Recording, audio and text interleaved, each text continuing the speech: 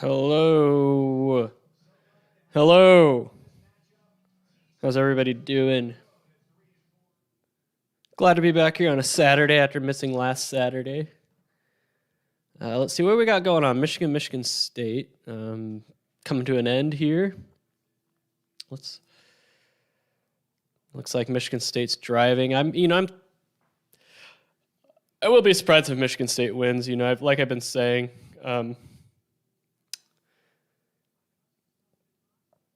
I don't think they're that good.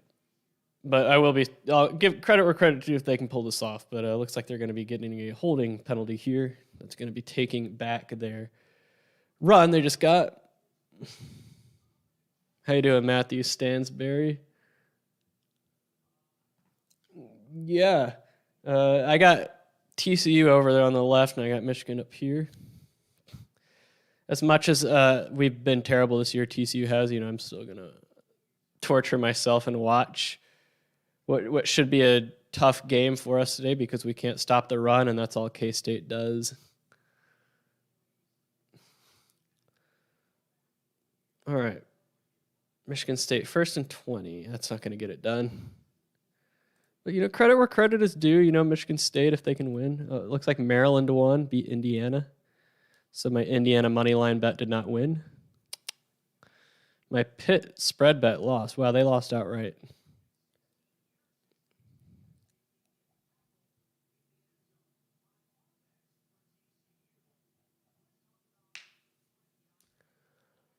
All right, 2nd and 17 for Michigan State.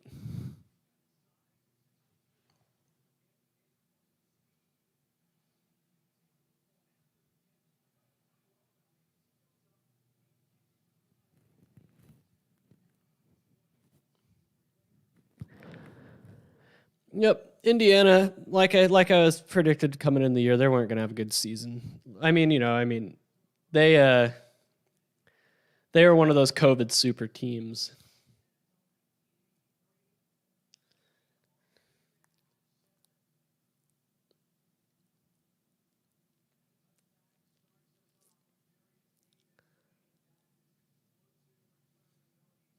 Deep pass for Michigan State, and there's a flag, but for what? I don't have the volume on. Who are the Colts playing tomorrow? Offsides on Michigan, that's what it was. So it's going to be 3rd and 3. How you doing, Rasheem?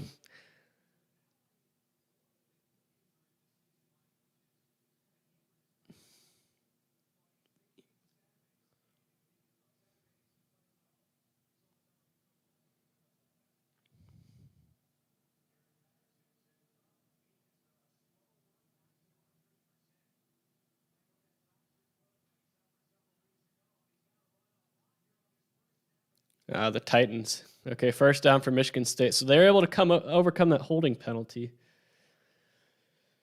Kenneth Walker, how many yards does he have today? He probably has a lot of yards. I haven't watched this game really. I was watching the Texas game for the most part when I was cooking earlier, but they kept cutting in saying Kenneth Walker's having a good game.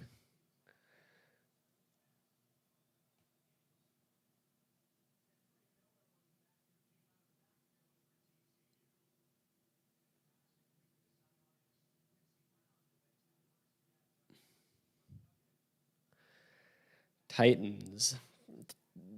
Is it universal agreement that the Titans have the best running back in the NFL? Is there anyone who disagrees?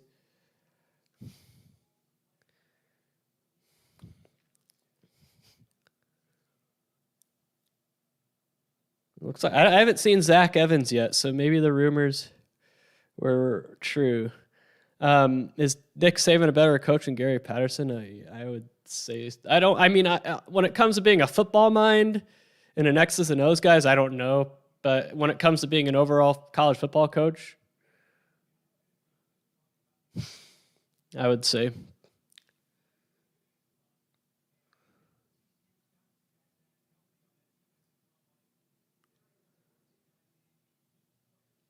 Still haven't seen Zach Evans yet.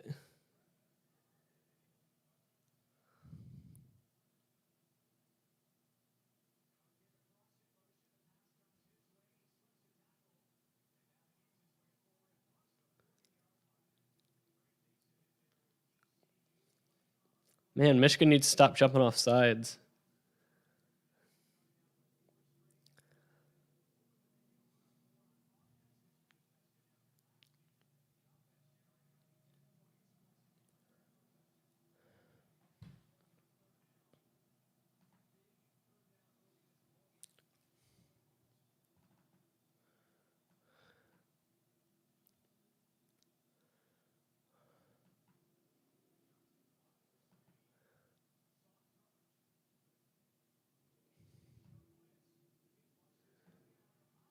Man, I hate that. So we have a 3rd and 6, and our quarterback throws it to a guy 5 yards. Looks like Kenneth Walker's going to score. But our quarterback throws it 5 yards short of the first down marker to a guy in double coverage. I mean, what does he think is going to happen? Okay, so Zach Evans isn't suited up. He's at the game, but he's not. He doesn't have shoulder pads on. Man, how many yards does Kenneth Walker have today?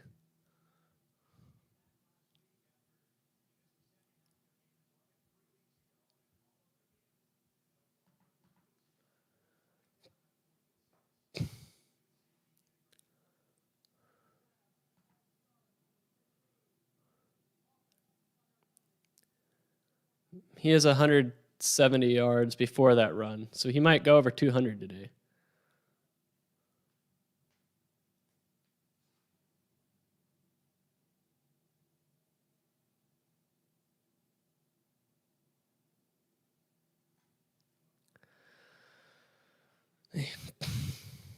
Now he has 193 yards. Yeah, he's having a good game. 9.2 yards per carry. Jeez. Heisman can't contender.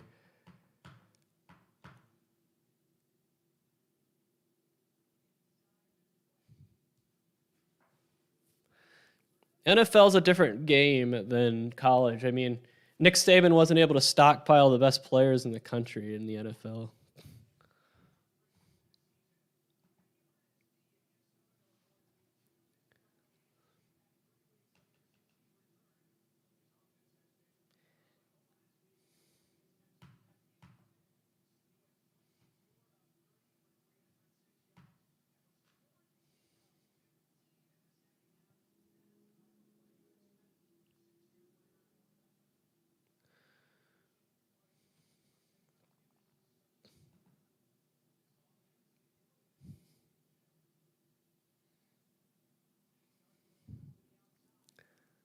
All right, Michigan's going to have 5 minutes and 8 seconds here.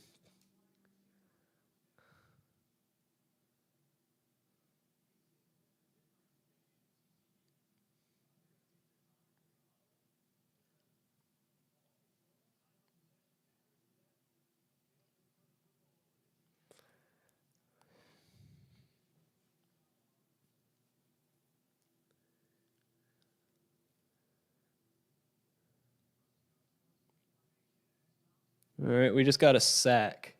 Something we didn't do, I think, once against West Virginia.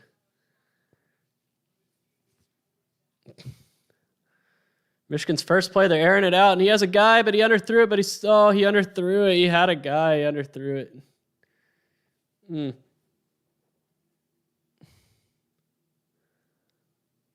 It was the right play call, but number 6 should have caught that, though. Number 6 should have caught that. He went right through his arms.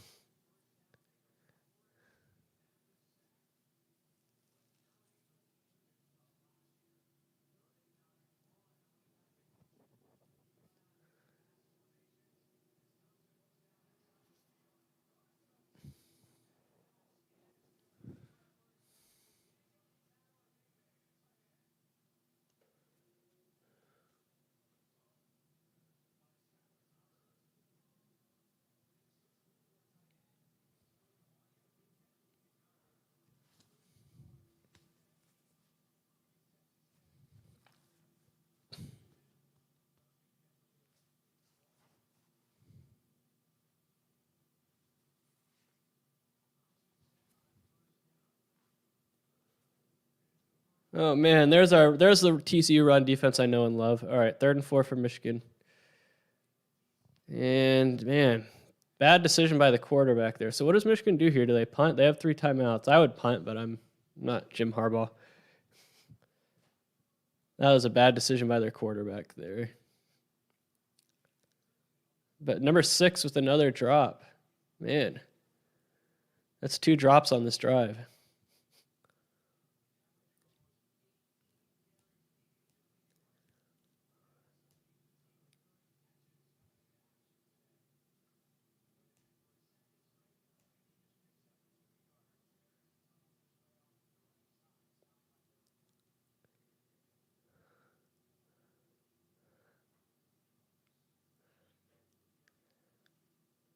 Oh, first down for Michigan. They went for it and got it. That was a tough throw.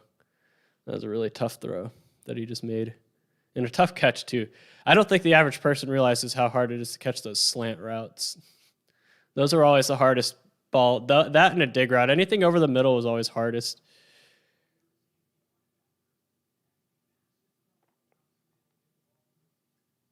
Man, our defense is so bad.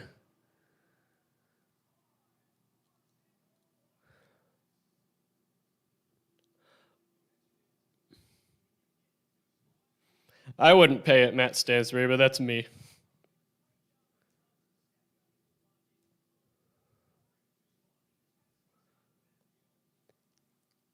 It depends on what you would use it for. And it depends on what odds it gives you. What types of plays.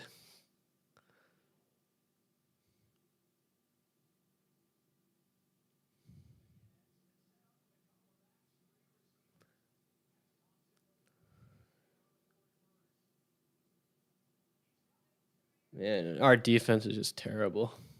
No resistance at all.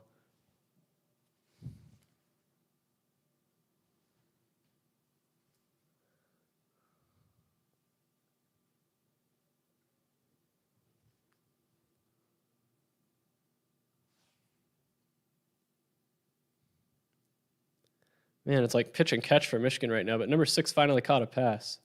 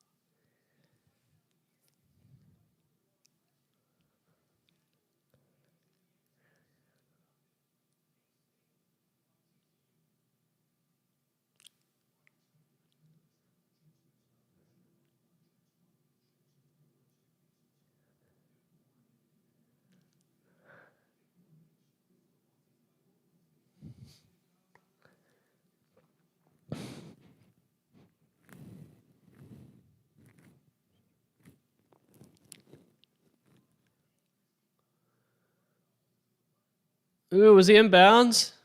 Nope. It gives you live odds. That could be useful. Oh, no, he's just out of bounds, barely.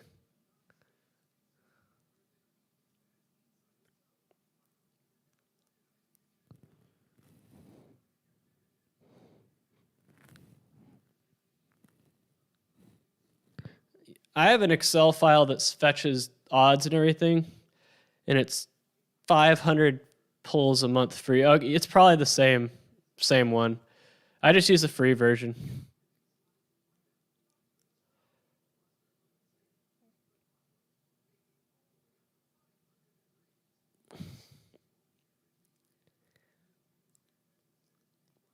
All right, big third down here, 3rd and 3. What do? You have 3 timeouts. I would consider running it. You got Michigan State on their heels.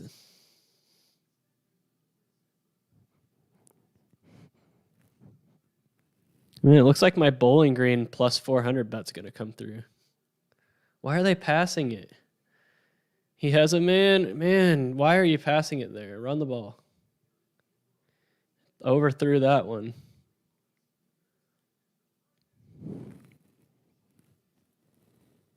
Yeah, that's the Excel file I use. That's what I use for baseball and for college football. 4th and 3, but Michigan does have 3 timeouts.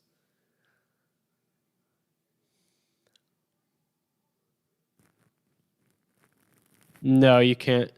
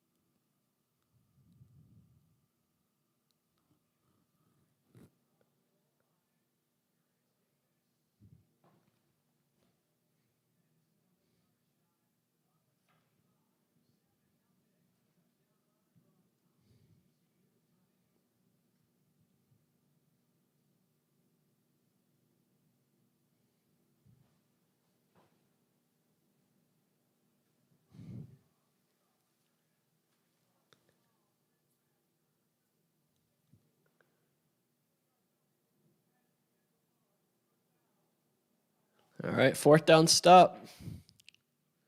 But Michigan does have all 3 timeouts. Man, that bad decision by the Michigan quarterback. That was not a good drive for him.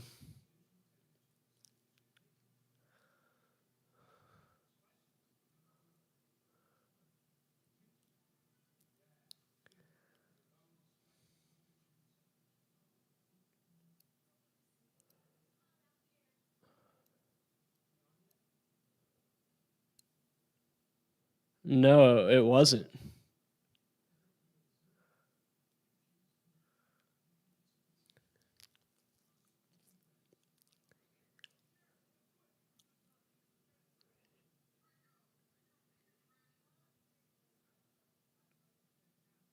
Man, Kenneth Walker. He has some moves.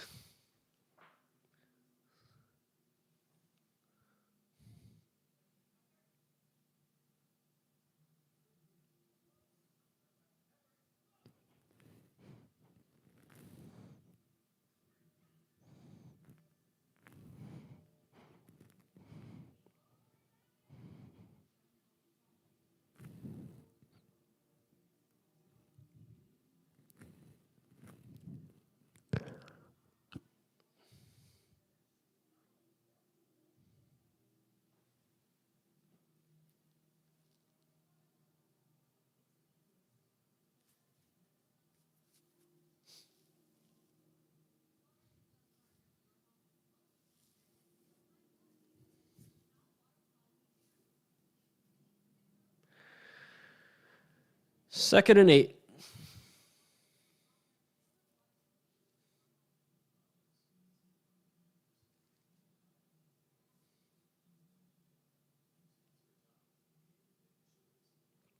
Direct snap to Kenneth Walker. That didn't really go anywhere. All right, so a big 3rd down here.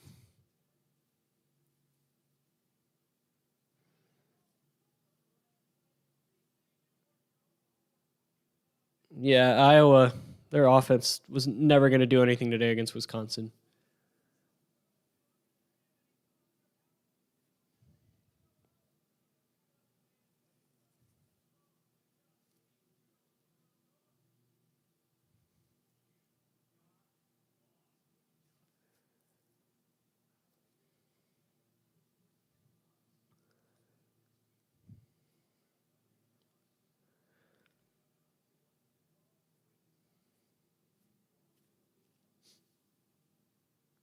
Third and 6.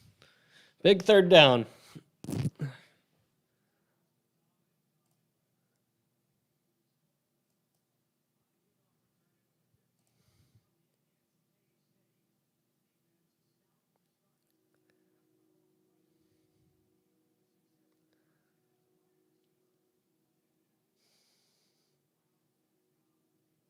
That's not going to work.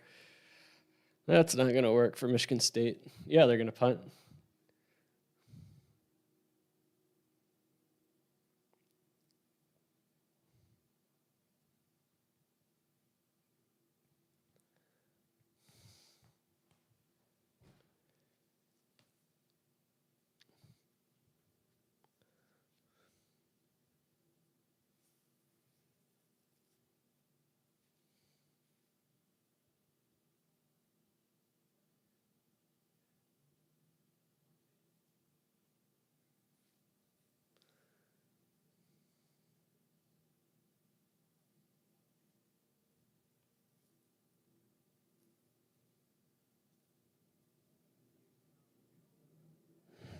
Welcome back, Mika Himari. Assuming that's how you pronounce it.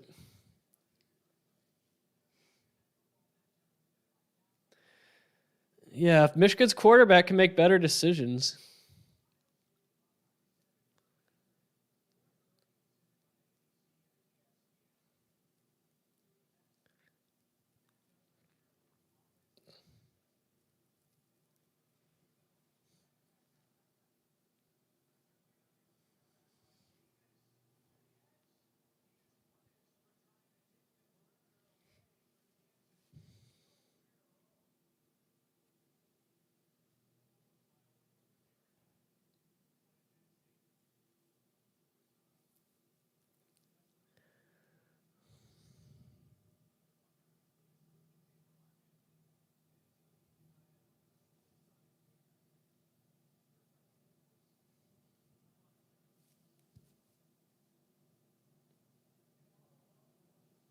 Look, see, that's what I'm talking about right there. He's just Michigan's quarterback. I don't know what he's been doing the past couple drives.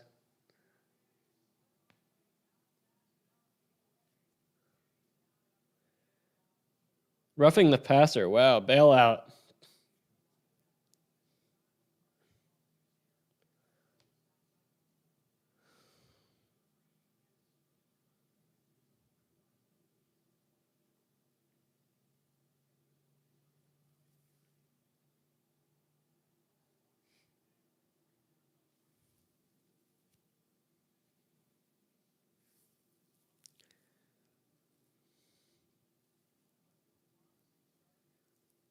Interception. Game's over. Man, I don't know what Michigan's quarterback was doing there. Why would you force that throw?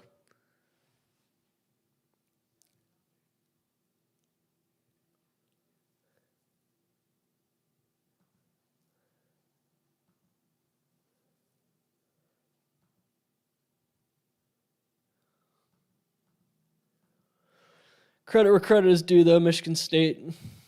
Got to give them credit.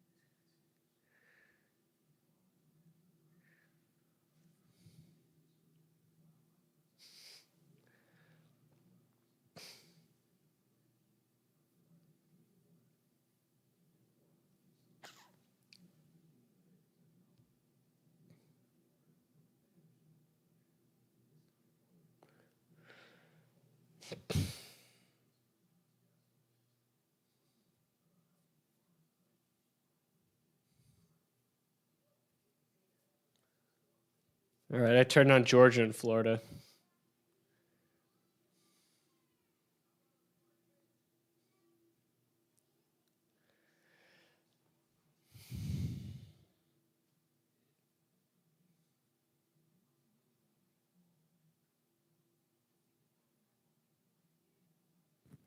It could still be meaningful if Michigan only has that one loss going into that game, and Ohio State can beat Michigan State.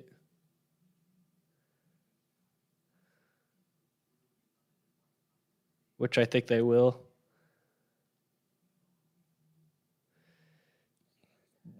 Why police escort coaches? Have you seen how nuts fans can get?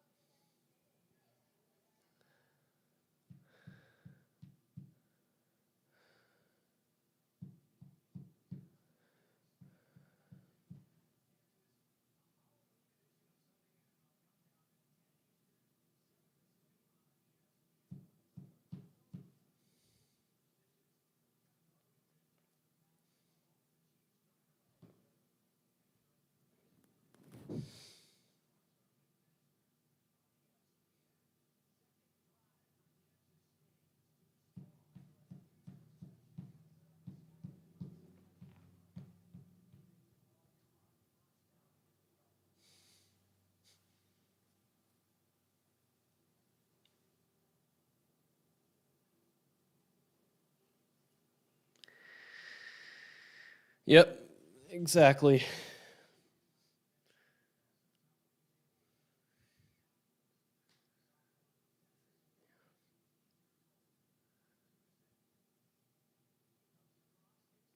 Wow, we actually stopped a running play. Wow.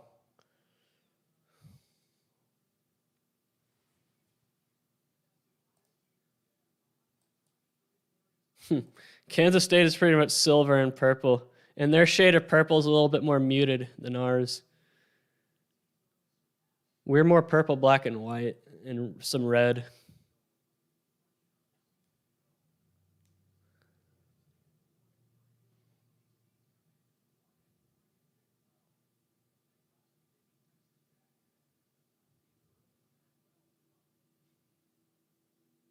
Mm.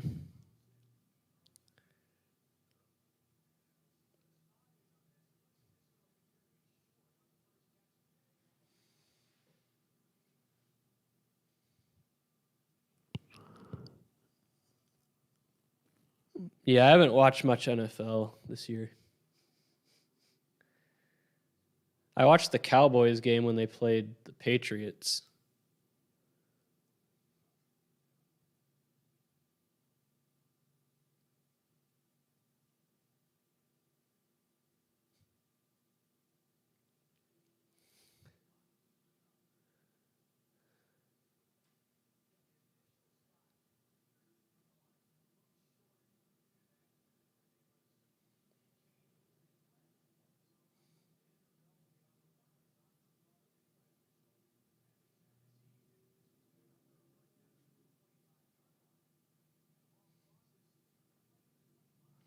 Yeah, I had that game on in the background, the Cardinals Packers game, but I was more just listening to the commentary.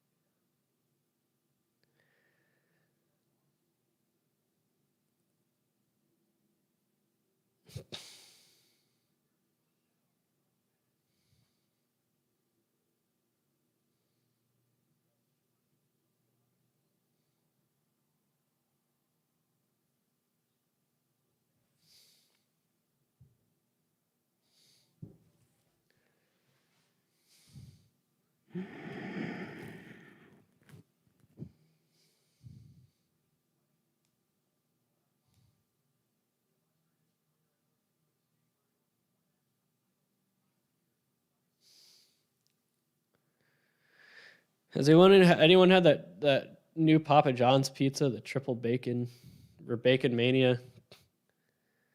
What did I have? I went to Jack in the Box this past Monday, and I had the that new cheddar whatever burger, and it was very disappointing.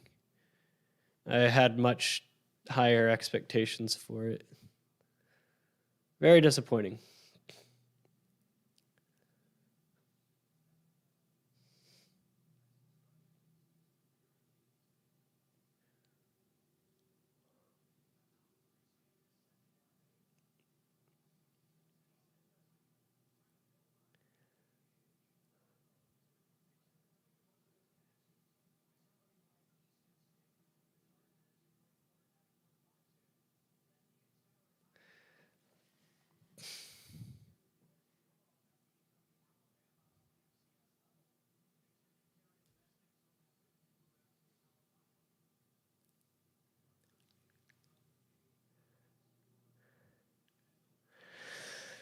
Who's the best coach in college football, in my opinion? Well, it depends.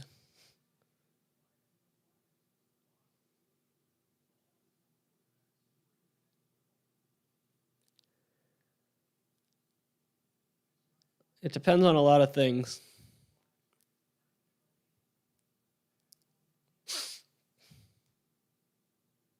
I don't know if I have an answer to that question because different coaches excel at different things. Like you have good recruiters, you have good X's and O's guys, you have good program builders.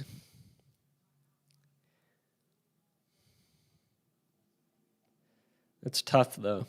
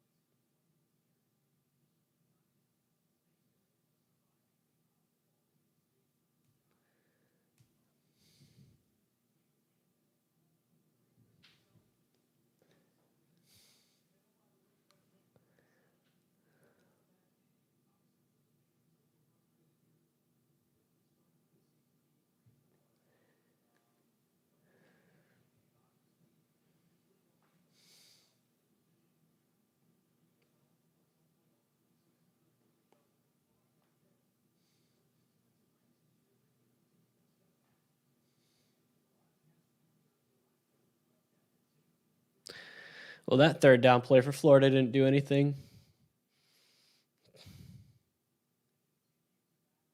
Wow, did we just get an interception?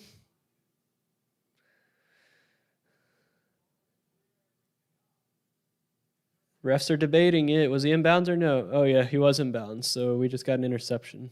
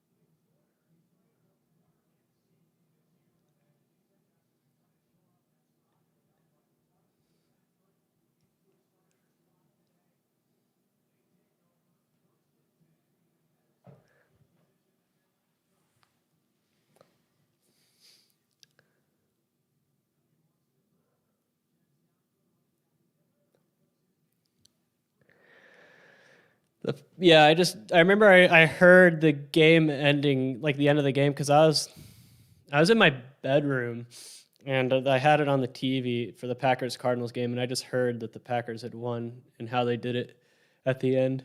But you know what was a good game was the World Series game last night. I really enjoyed that.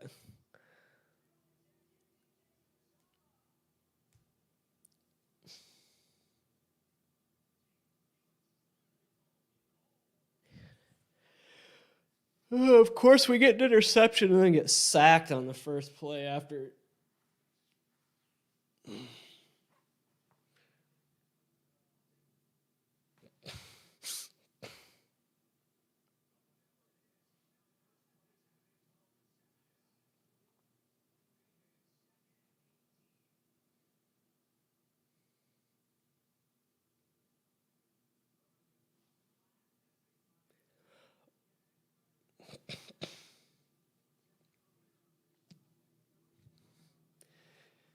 Yep, I really enjoyed watching that World Series game last night. I haven't really watched much MLB playoffs. Do I think it's wise to defer the coin toss? It depends on what you're trying to do. TCU almost always defers, and I understand. It just depends on if you're an offensive team that puts pressure on the other team by scoring and forcing the other team to keep up, you want to get the ball. But if you're a defensive team, you want to defer.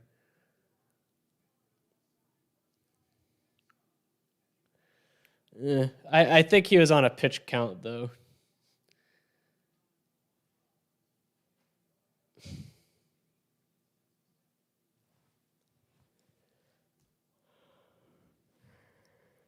I hate pitch counts. I feel like that's the one issue I have with modern day baseball is I feel like managers baby pitchers too much, and I think that's the real cause of arm injuries. Not because of overuse, but because of underuse. They're too coddled. Their arms, they're too cautious.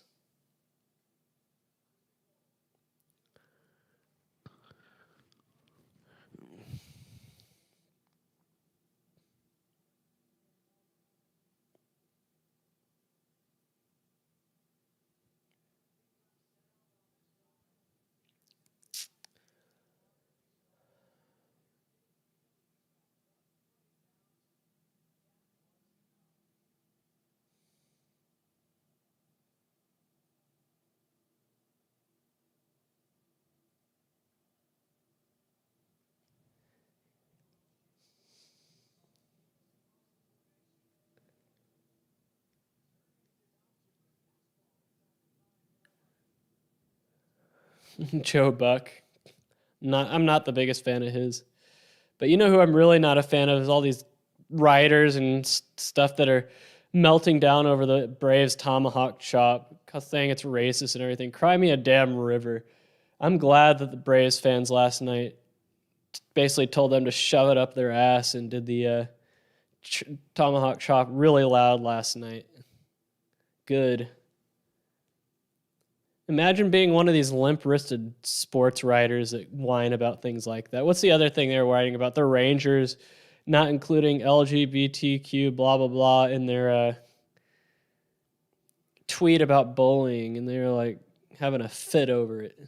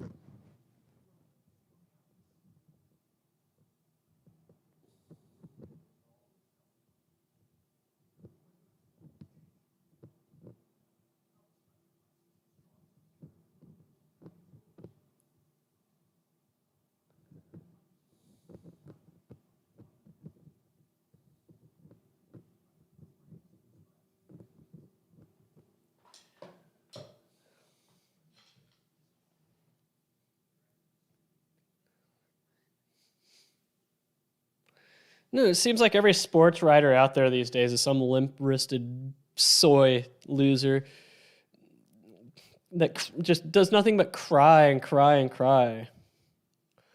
That's racist. That's racist. Everything is racist to these sports writers. Seriously. Everything is racist to them.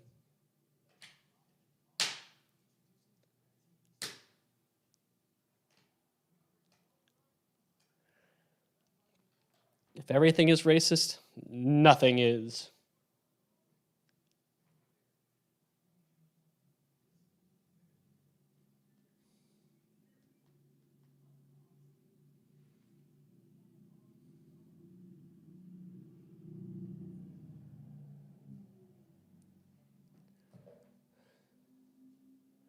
A Hoosier? I don't even know.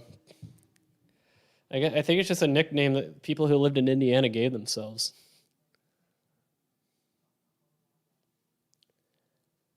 All right, Florida's got something going on here.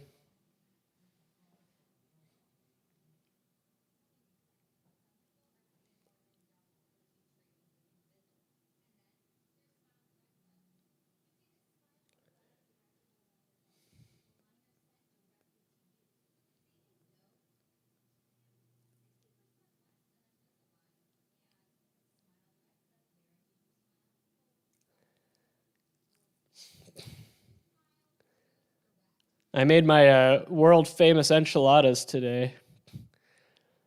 You can find them on my channel. I made a video for it a couple years ago. I called them Final Boss enchiladas at the time, but I think these days I just call them either black enchiladas or New Mexico enchiladas. But they came out good. They did.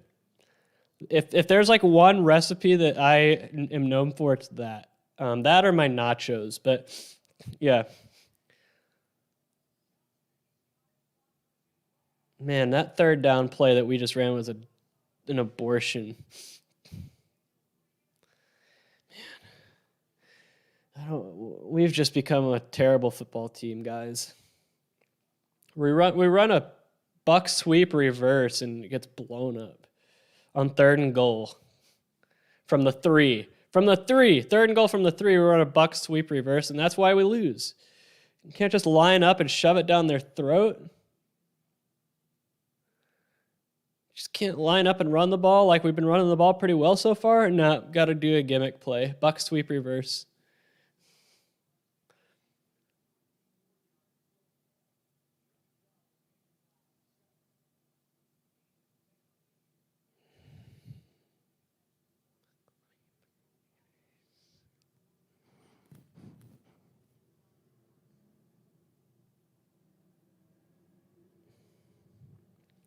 Man, the past couple of days, it's been really windy here. My apartment is weird. I'm in a corner unit on the first floor, so when it's windy, it sounds like a freaking wind tunnel outside. It's so annoying. I don't know if it's the aerodynamics of the building or the fact that my apartment is like atop of a bluff, kind of, it's elevated. Florida missed the field goal. But geez, that wind is, it was 25 to 30 mile an hour constant wind speeds with gusts up to 50 the past couple of days. So yeah, that's pretty damn windy. But man, you can really hear it inside my apartment. But not today.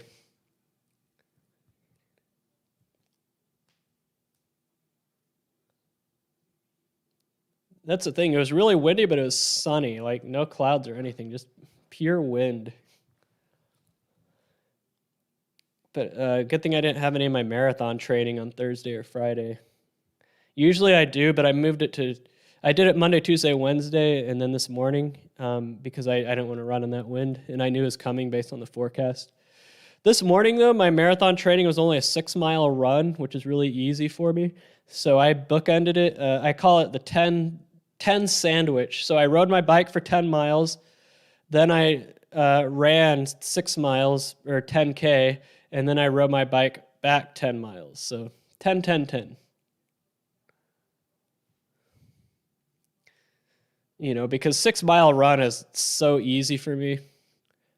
No, I was riding my bike at Lake Grapevine last week, and I crashed, and I still have a big scrape on my leg. There's a little drop off that's a little too much, and I went over the handlebars.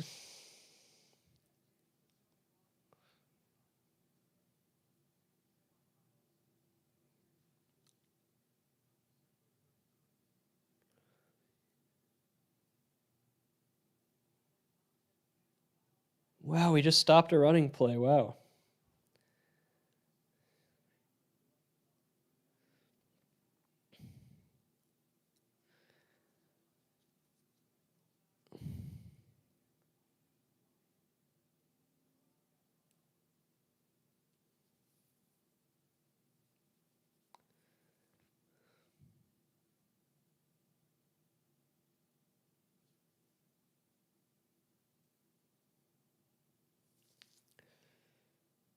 All right, 2nd and 10.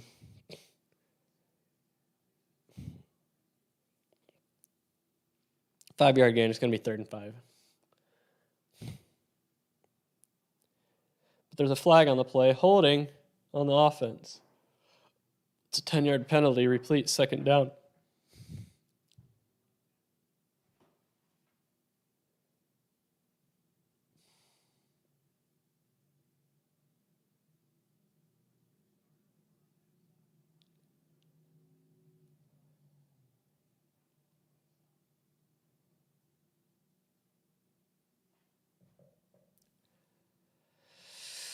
Oh man, college basketball. I'm gonna be completely honest. I have not done anything basketball related. Like I said, I'm not saying I'm checked out, but I just don't have the time. I mean, I do, but I don't want to. The free time I do have, I spend doing other things. Like I might get my college basketball model up and running this season. I don't know. We'll see. There's a lot of work that needs to be done on it to get it ready for the season, and that's kind of the obstacle I'm facing. Like, I just can't pick up where I left off last season. I mean, I would use the same framework, but there's just some changes I need to make. There's some things I need to do, and I just don't know if I have it in me. Building these models is just, man, 3rd and 14, and he's going to get it. Crap. Kansas State just completed a 3rd and 14. Just the quarterback just scrambled for it and got it. We suck. But yeah, basketball guys, I'm sorry. I just don't know if I have it in me. Like I said, building these models, man. Time-consuming work and mentally exhausting as well, and I just don't know if I have it in me right now. To be completely transparent. We had him on 3rd and 14, and he scrambles for about 30 yards. There wasn't even anyone in place to tackle him. Like, it was just open field. Man, we suck at tackling.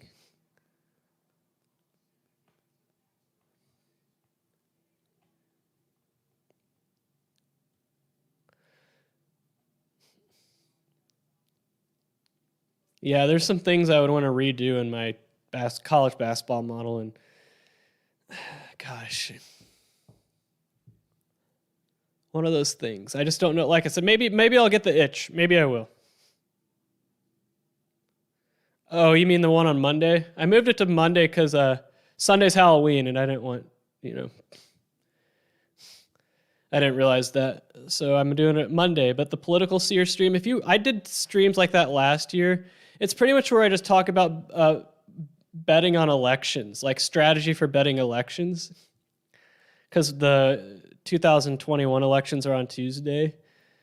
My most viewed stream of all time was the one I did the Sunday night before the presidential election last year. I had like 200 concurrent viewers on it.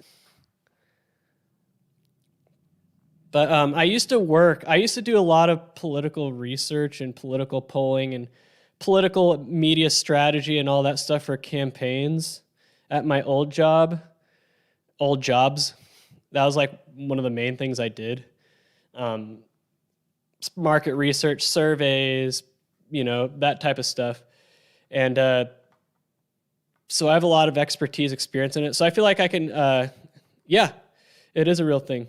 So I feel like I can lend a good perspective on how to bet these things. Yeah, the website I use is called Predict It. Last year I made a decent amount of money betting on the election last year.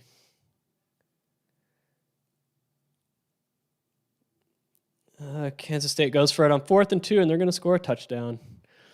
Fourth and 1 from the 45, and he takes it to the house. There is nobody there.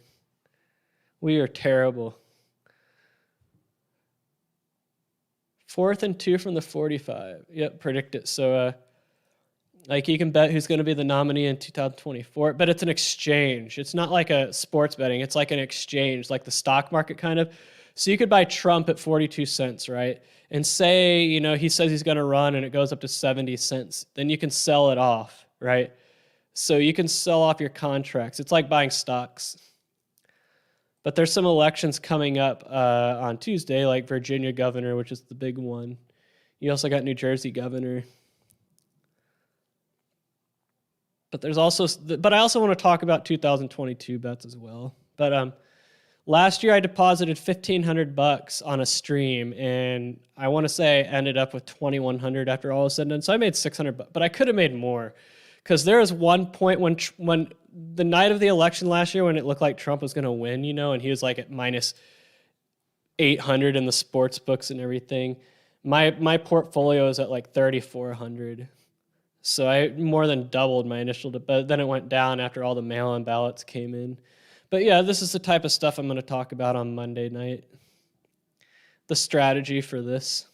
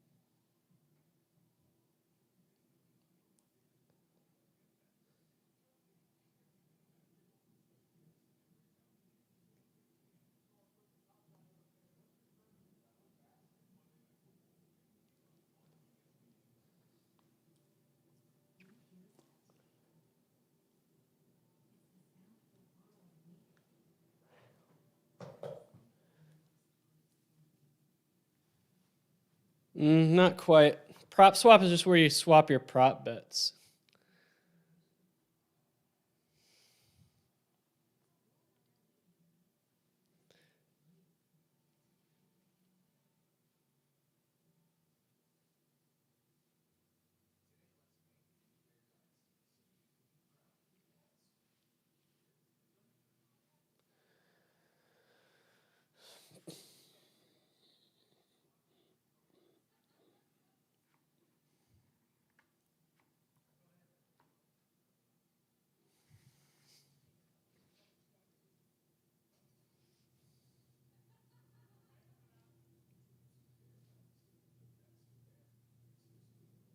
Man, what a run by Stetson Bennett. Jeez, I didn't know he could run like that.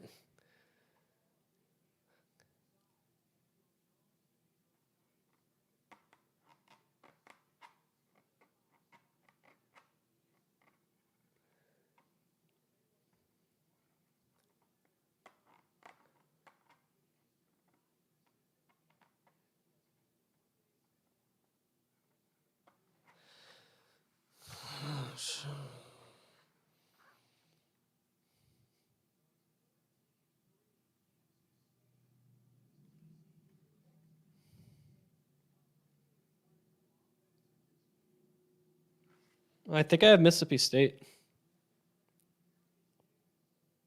Yep, Mississippi State money line. And I live in Texas where sports betting's not a thing, and you see ads all the time.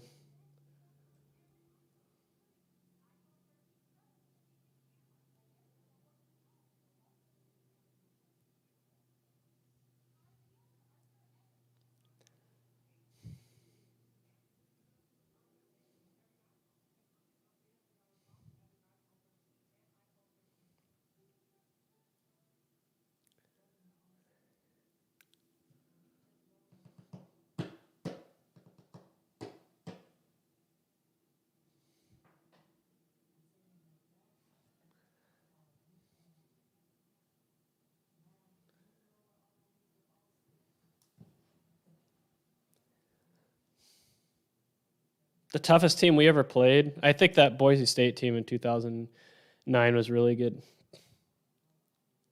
But Oklahoma in 2008 was good too. No, we never played an SEC team when I was there. We played that Oklahoma team that had DeMarco Murray and Sam Bradford.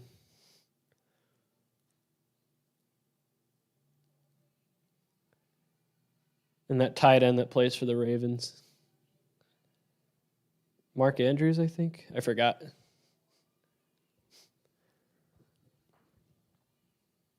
But that Boise State team they were good.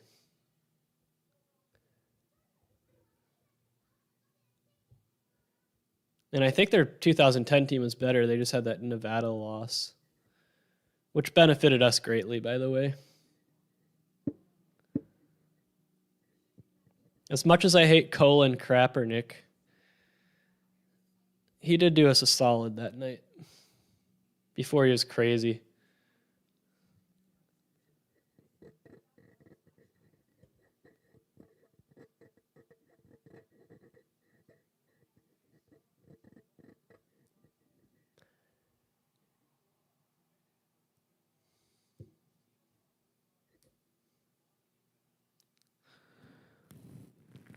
How many rushing yards have we given up so far? A lot?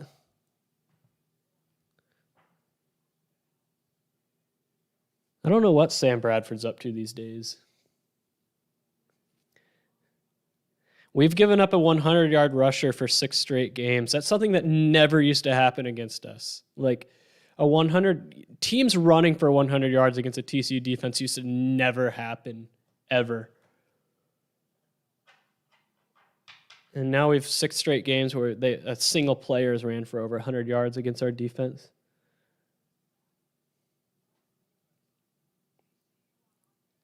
All right. I think I don't know if he's going to get there. Oh, he's down at the 1. We almost housed our first play from scrimmage after that kickoff.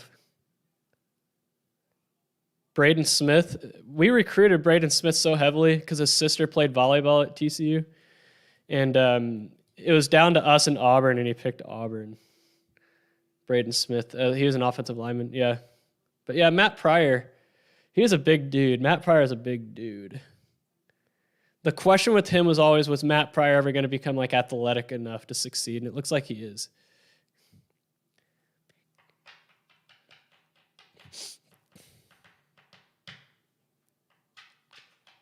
Yeah, we recruited Braden Smith to the bitter end.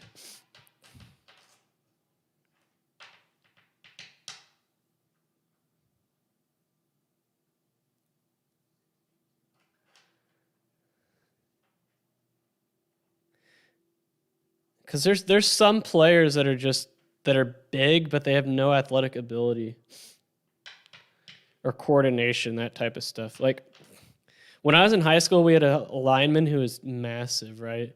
But he had no coordination or athleticism at all. So like he would get a ton of recruiting letters in his, like, because the thing at my high school is that our coaches would put like recruiting letters from the colleges like in front of people's lockers on their stools. And so this lineman, he would get tons of letters from all kinds of schools just because of his size. But he didn't even start on varsity. Man, we're going to get stopped at the goal line, aren't we? But that's the thing. Like, he would just based on his size, but he had no athletic ability at all. None. And he never started one game on varsity for high school. Like, he was 6'7", you know, like probably 300-something pounds. Man, we ran the ball all the way down to the 1, and now we're on 4th and goal at the 1. We have not been able to pound it in. All right, here comes our 4th down play.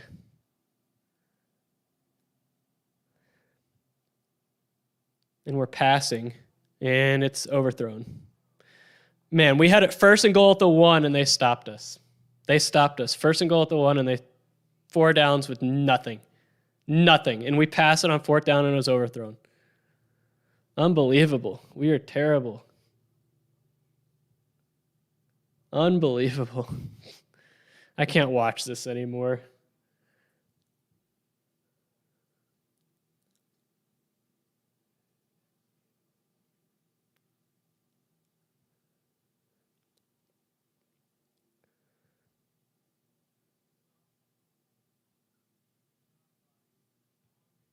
Unbelievable.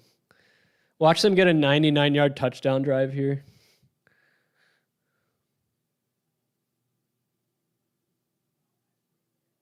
I think we just got a safety.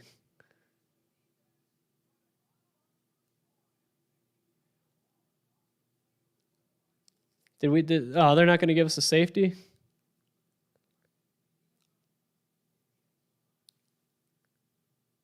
Safety. All right, yeah, we just got a safety. But still, how do we not score? How do we not score? Evans, yeah, it looks like, I don't know what the deal with Zach Evans is. There's a lot of, he's on the sideline, but he doesn't have shoulder pads on. He just has his jersey on.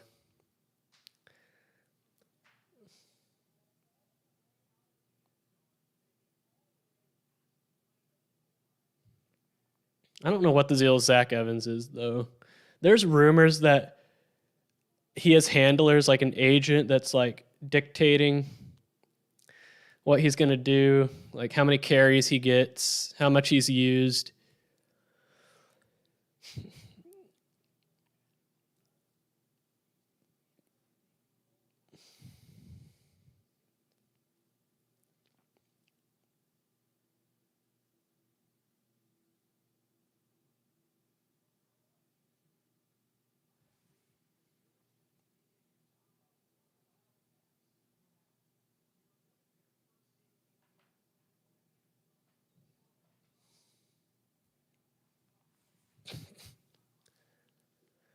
No, he didn't break curfew. By all accounts, he's been an amazing teammate and a hard worker, good in the classroom. By all accounts, he's had a strong head on his shoulders and everything. But that's the rumor. He has handlers that are, limiting his use because they don't want him getting hurt for any potential NIL deals or draft position. I'm dead serious. I'm not making this up. Those are the rumors.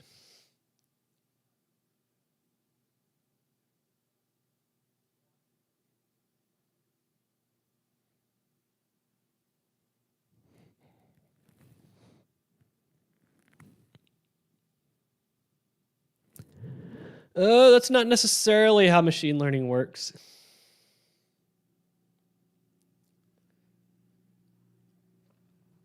But yeah, the ideal is that it's supposed to... I've never had a Monte Carlo model for football. But the idea is that it should get better once my preseason ratings are phased out. Oh, that's a late hit out of bounds. Are they not going to call it?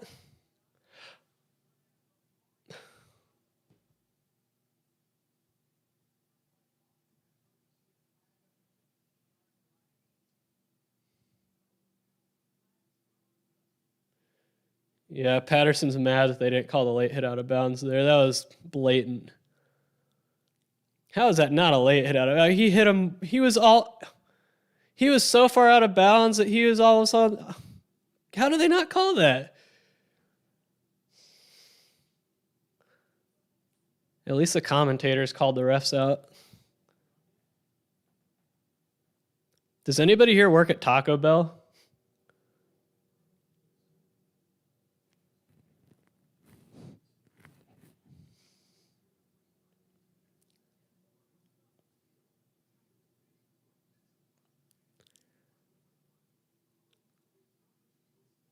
Gotham Steel Stackmaster. Those are the pots I have. Pots and pans.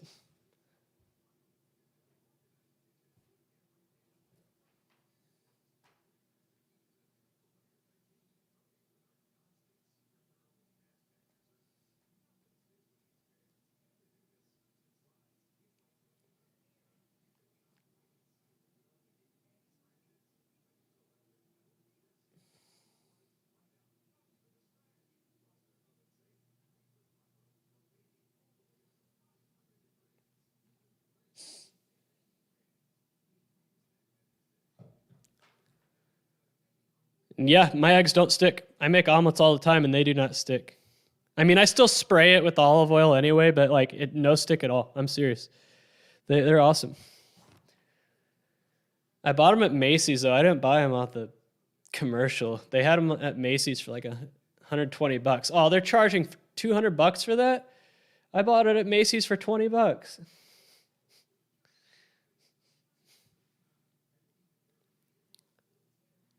Yeah, what I did last night is I made 12 eggs and I mixed in 8 ounces of smoked cheddar cheese in there and made like a smoked cheese egg thing. Yeah.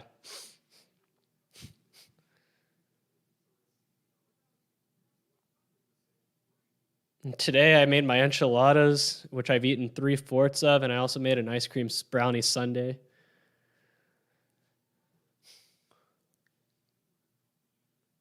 Yeah, the random forest, I'm surprised it hasn't been as consistent for me in college football this year.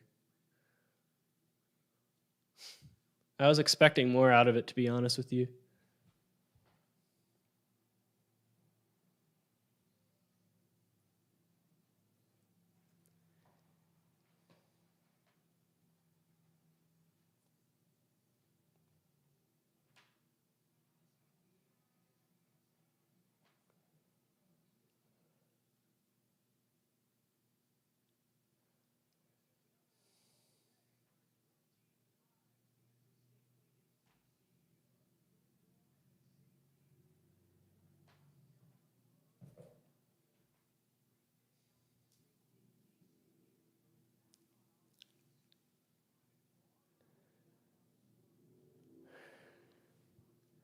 I implemented a random forest model last season in college basketball for maybe the final few weeks, maybe the last 3 or 4 weeks, and it didn't really, from what I remember, it didn't really do that well. But I didn't really train it.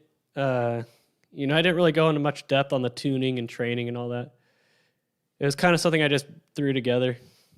Man, 2nd and 5 and we lose 4 yards.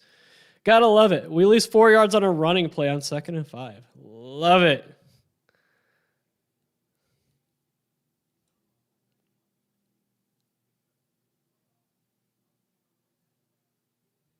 That was on the running back. He shouldn't have changed direction. If he just ran the way the play was supposed to go, he wouldn't have got stuffed like that. All right, 3rd and 8. What do we do here?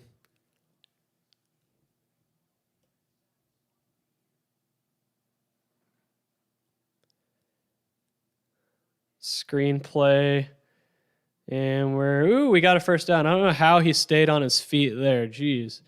We ran a screen and they had it well defended, but somehow he got the first down. Oh yeah, data is absolutely the key. That's what I hate about sports betting and modeling and all that the most is data. Outside of baseball, it's very difficult to get a good set of data.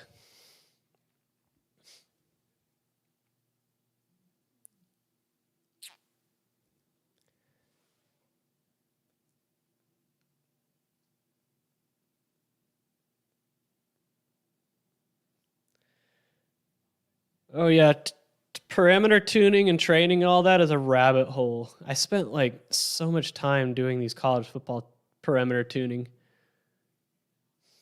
More time than I probably should have.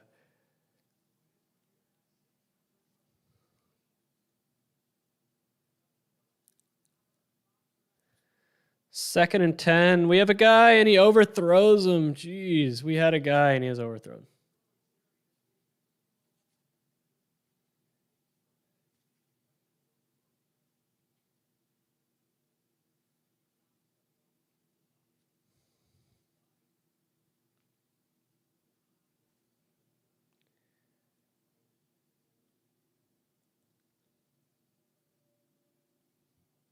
Yeah, Wake Forest does not have a good defense. All right, 3rd and 10. What do we do here? Drop back. Good pass protection to throw. Man, he is overthrowing everybody. Jeez. Man. He threw 2 bad interceptions last week against West Virginia, and now today he's just overthrowing. 2 straight overthrows.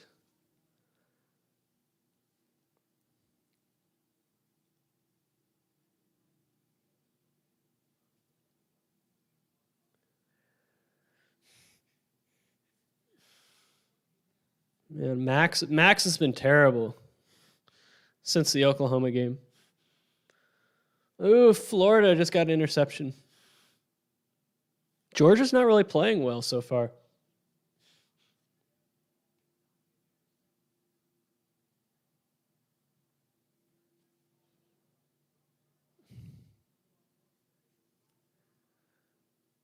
Looks like it's going to be a running into the kicker penalty.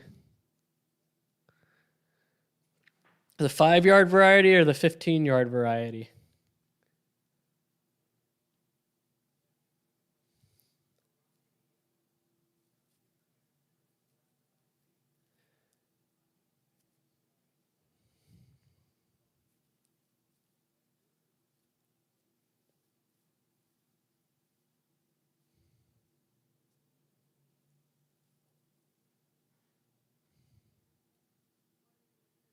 Running into the kicker, so the 5-yard. And we decline the penalty.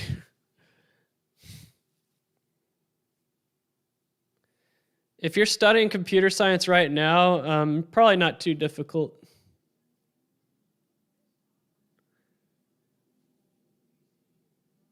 Yeah. I mean, you got to know both computer science concepts and you got to know sports concepts as well, but subtotal, yeah, that's how you total filters.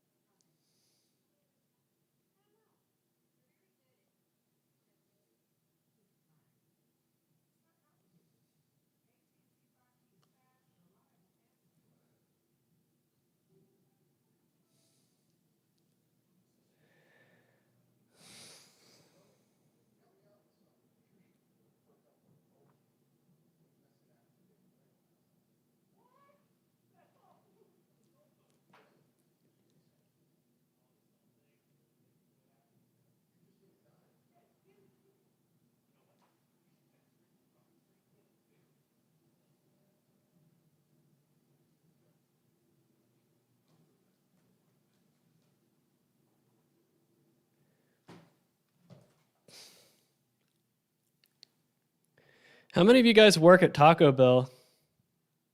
Oh yeah, that sounds like a good project, Laws of Human Nature. You're going to be farther ahead than I was, Laws of Human Nature, because I did not study computer science in college. So I don't have that foundation.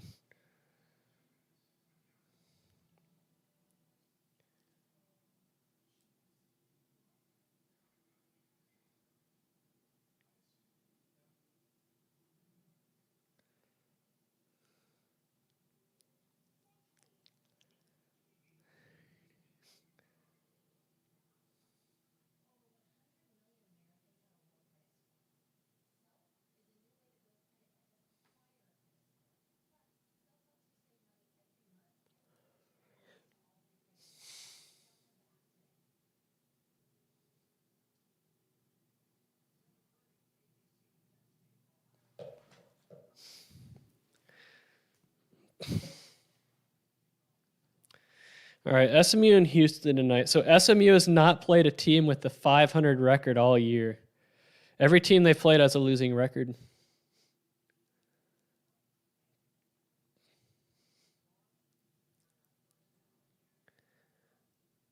Georgia just got a TD.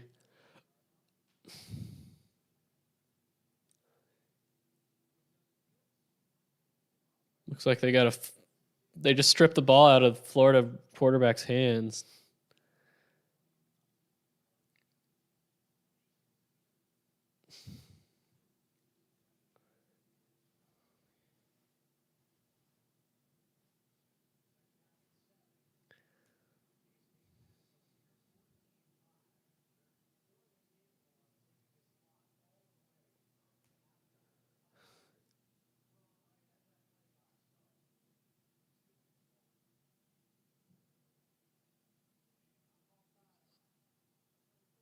Our defense was offside? No way.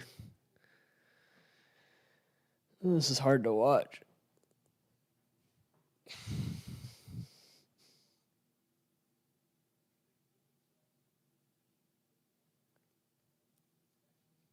So it looks like they gave Georgia the fumble, but not the touchdown.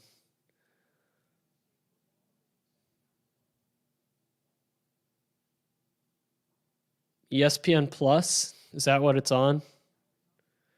I guess you have to sign up for ESPN Plus. My favorite Mexican food is that's a tough one, man. Because I make extraordinary nachos, but I can also make 4 different types of enchiladas. So it's one of those two. But my nachos are incredible, but so are my enchiladas.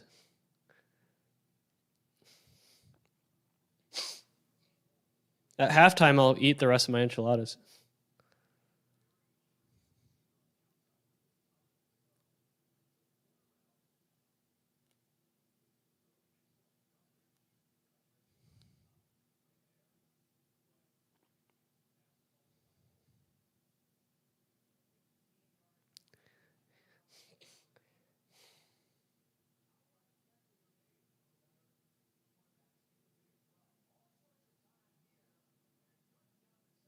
Man, what's our defensive end doing in pass coverage? We got lucky that was underthrown. We have a defensive end in pass coverage. 1-on-1.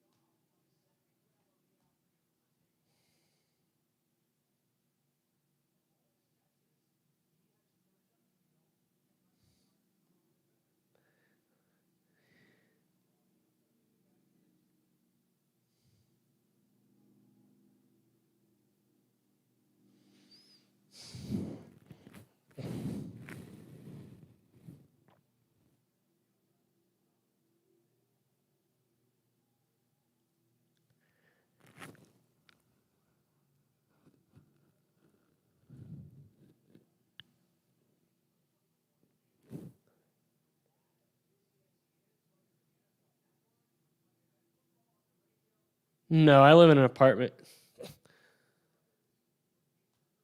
There's not going to be any trick-or-treaters here.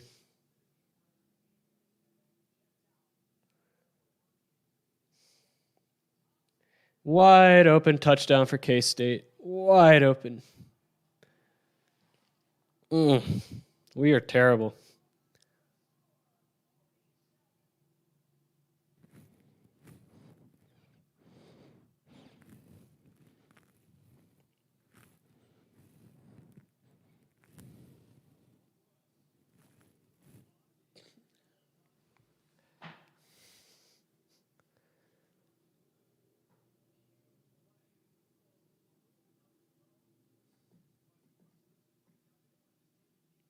No, I really think that's just how it's supposed to be.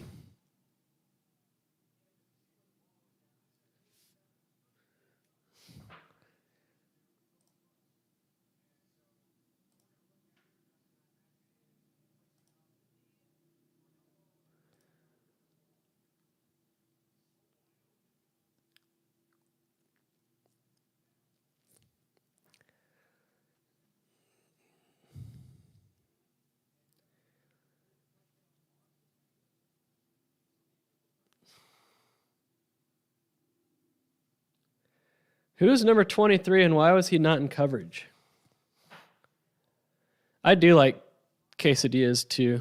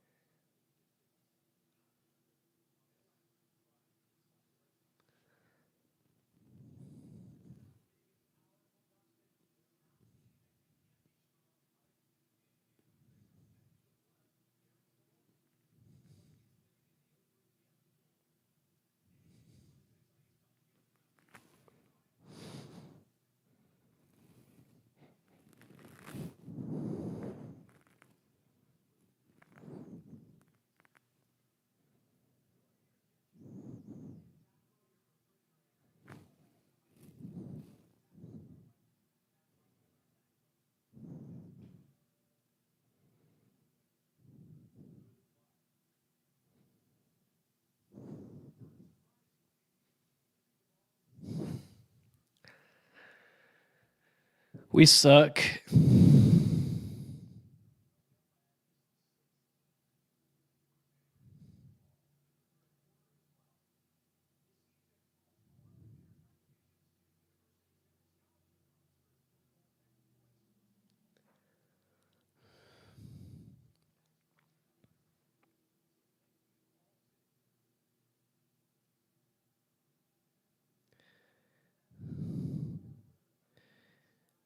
So Georgia did end up getting that touchdown.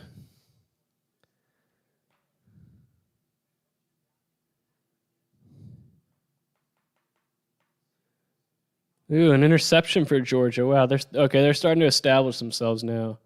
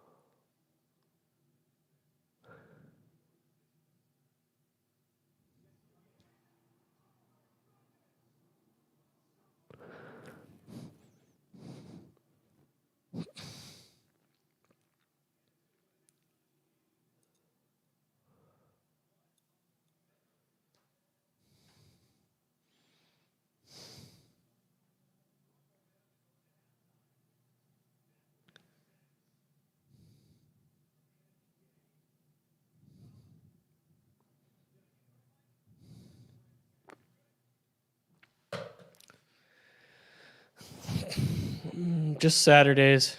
Nope. Just Saturdays. I don't have anything special planned.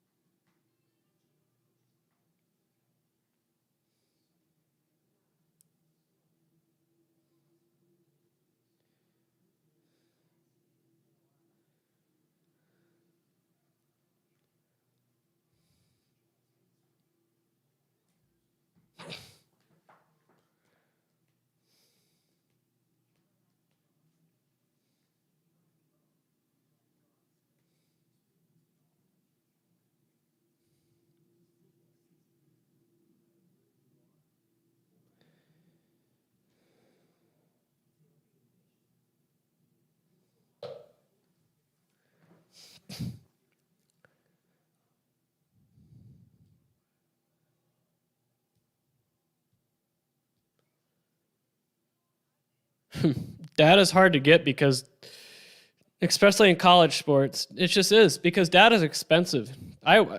My job, my current job that I work is all about data, and companies pay us tens of thousands of dollars just for access to certain amounts of data because it's expensive. Data is currency.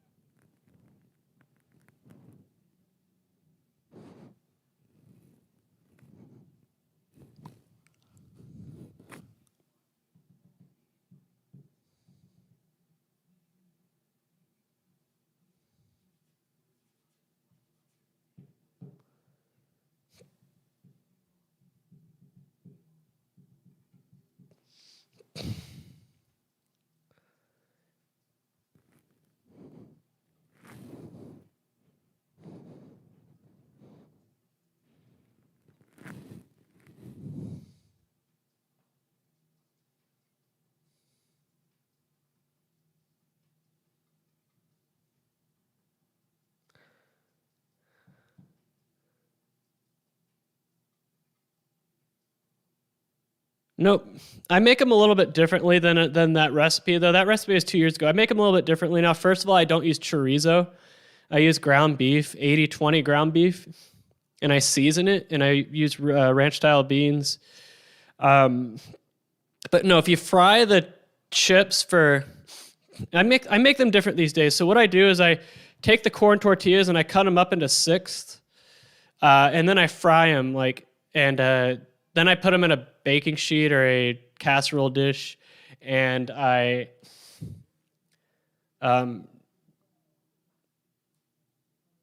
yeah, fried smell in the kitchen is just one of those things. There's not much you can do about it.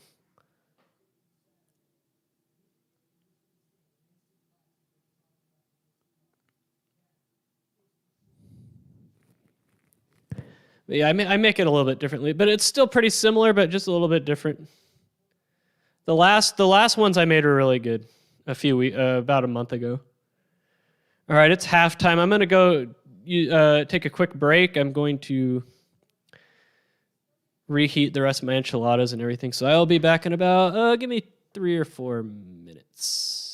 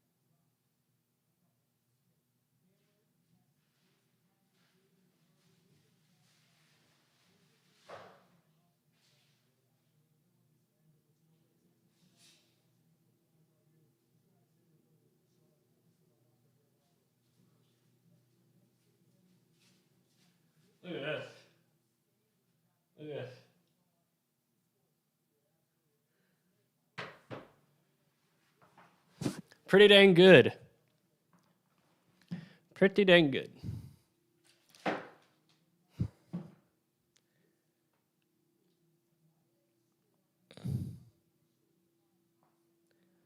Let's see, where do I begin here?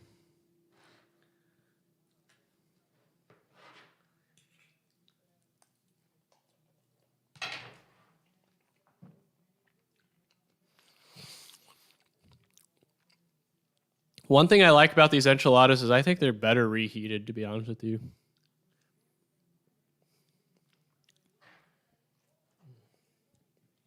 But like I said, the key, I think I mentioned it in the video, but even in this day when I make these, I still kind of get it wrong sometimes, is that you really gotta pick the right New Mexico chili peppers to make this recipe work. Otherwise, it's just not, I mean, it's not gross, but it doesn't meet the potential.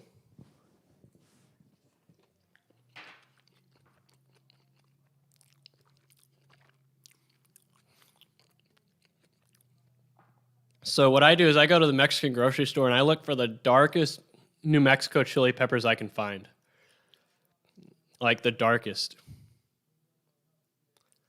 I don't think they make the red velvet bluebell anymore. I mean, it's a rotational flavor, but pistachio is year round. I always get that. That's one of my favorites.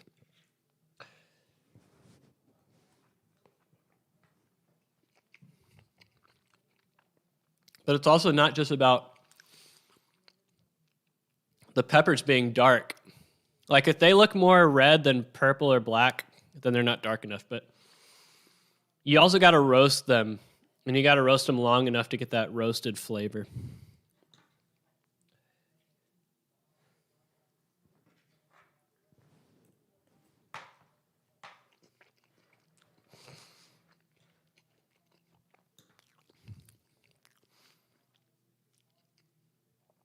Now, the bluebell I had earlier today was the Millennium Crunch flavor, and I made a brownie sundae with it.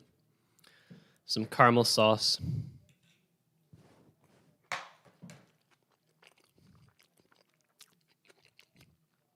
Yeah, ground beef is better than chorizo. I'm not a big fan of chorizo. I don't know why I made that video with chorizo in there.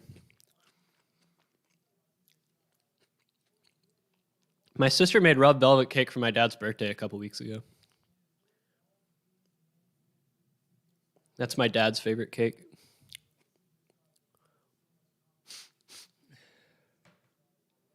The reason I think it's on UNLV is because the Iowa State game's missing.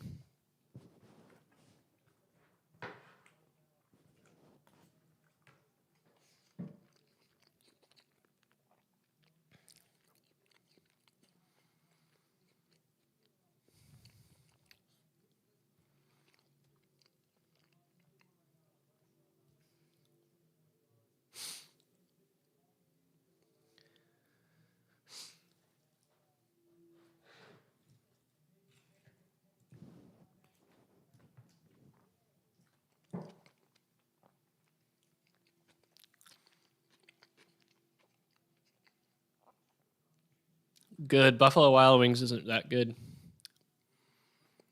You're not missing out on anything.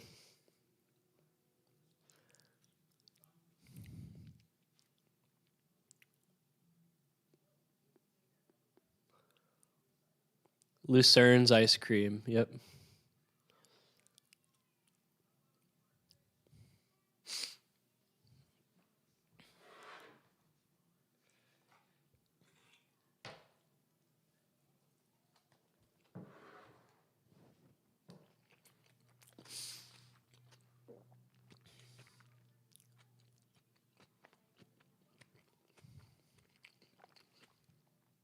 Am I on Ohio State? I am not.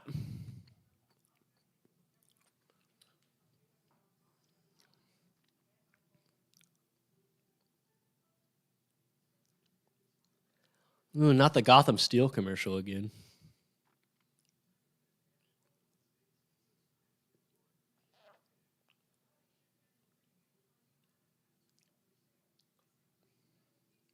I like Hooters wings. And I'm kind of glad that they have those restaurants called Hoots now. I haven't been to one yet, but I've seen them start to pop up. And it's pretty much Hooters, but like Wingstop style.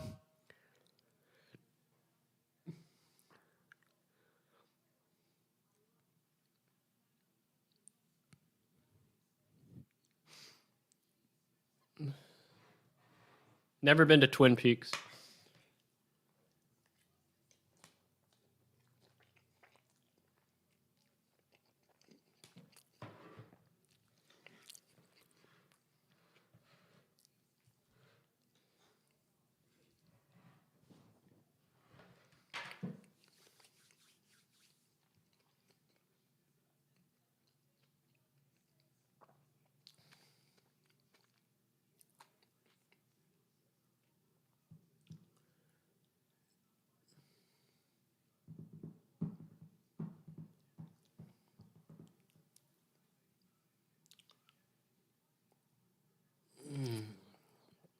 I haven't been to a sports book in Las Vegas on a Saturday since 2019. No, I'm not in Las Vegas anymore.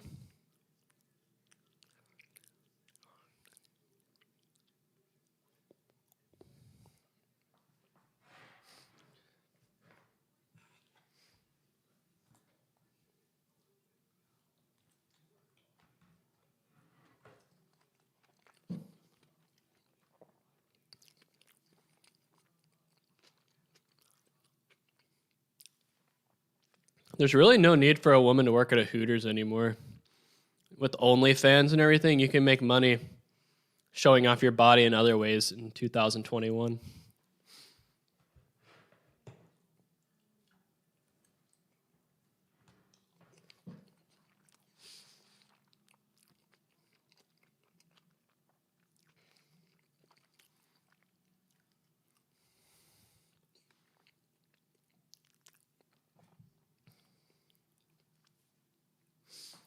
Yep, you go on Twitch and just, show off your assets,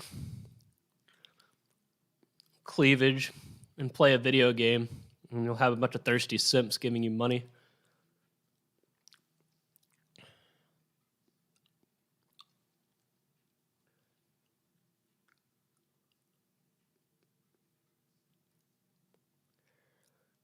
But yeah, when I was 12 and I was playing baseball in the summer on an all-star baseball team, our coach told us if we won our district tournament that he would take us to Hooters, and we did. So he took us there. One here in DFW. And I remember those girls, it was my first time to ever go to one. They were pretty attractive, man. I can still remember.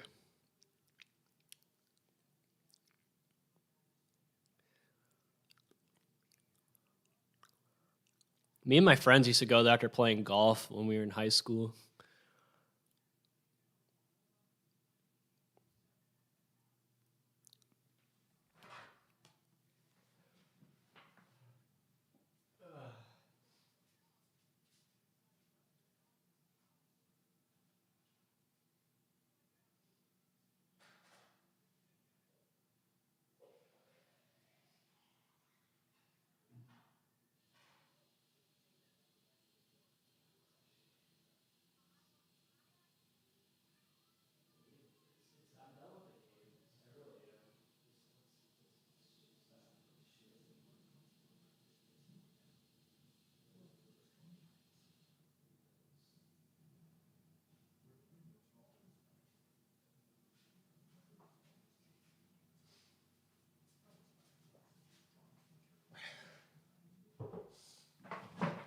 Anyone want to take a guess as to what my favorite candy bar is? I got it right here in my hand. My favorite candy bar. Oh, you went to a Hooters in Louisville? I dated a girl who worked at a Hooters in Louisville. I did. I mean, she keyword dated. She was never my girlfriend, but I saw her frequently, and she worked at a Hooters.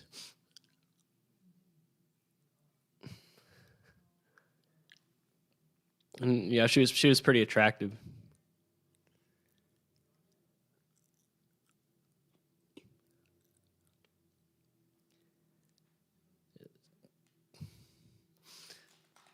My favorite candy bar is... I'm probably going to stream till about 7 or so probably for 2 or 3 more hours. No, my favorite candy bar is a Zero bar. I love Zero bars. Zero. My favorite. I do like Butterfingers, though. Although the new version isn't as good as the old one. They kind of redid the formula a little bit. But yeah, Zero bar. Because I love white chocolate.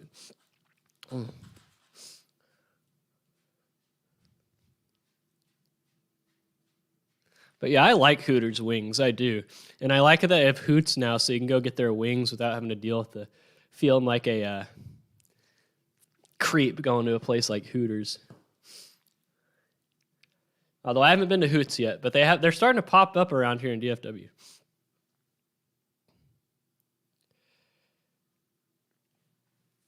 Yeah.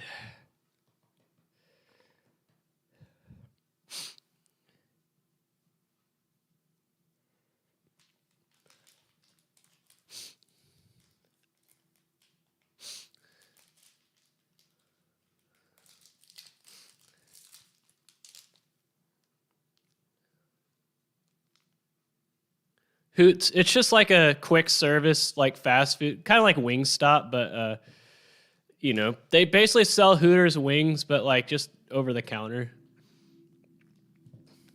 Zero bar.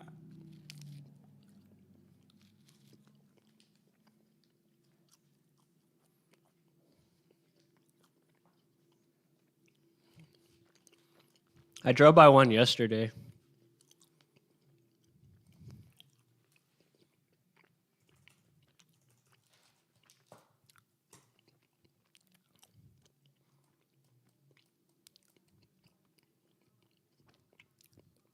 I want to say it was right here.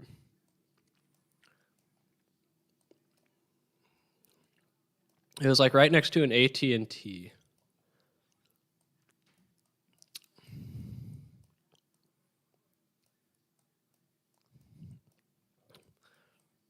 Maybe it's on Western Center. Where is this place? I swear I drove right by it. No, it's not in Heritage Trace. Where's Western Center? Basswood. Okay, there's Western Center. It was right next to this AT&T. It's not showing up on... Maybe it's not open yet, but it was in this shopping center right here. They have one in Euless as well. Maybe it'll show up over here.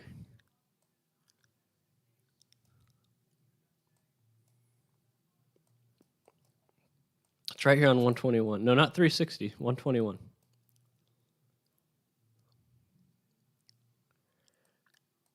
Hoots. I just want to see what the reviews say. I swear I drove by this one as well. Where is it? There's some here on 121. I'm too lazy to type Hoots in the search bar. La Hacienda Ranch. I could tell a story about that. All right. I'm just going to type Hoots. Hoots. Here it is. I told you. Hoots. No reviews, probably because they just opened.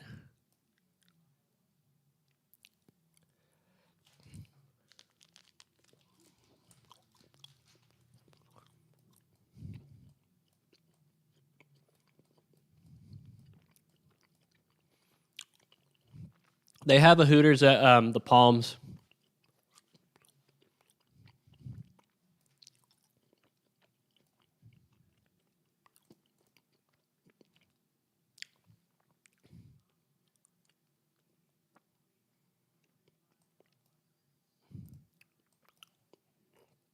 I think they still have a Hooters at the Palms.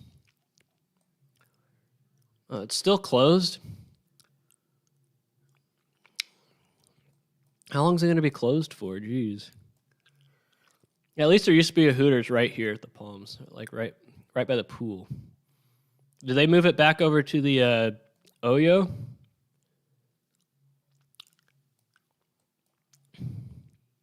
Yeah, it's at they moved one back to the Oyo. So yeah, you can go to the Oyo. How you doing, MXG Wolfen?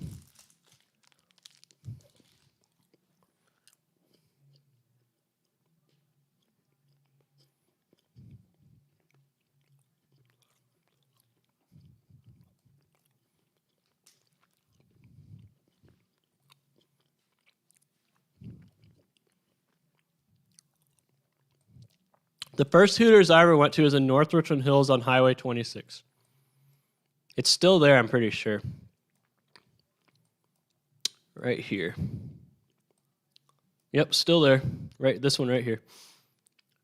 A 4.0.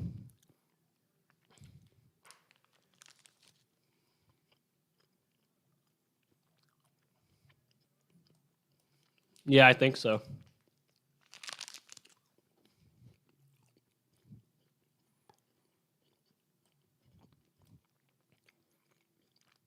I rode my bike pie here like a few weeks ago. But yeah, this is the first one I ever went to right here.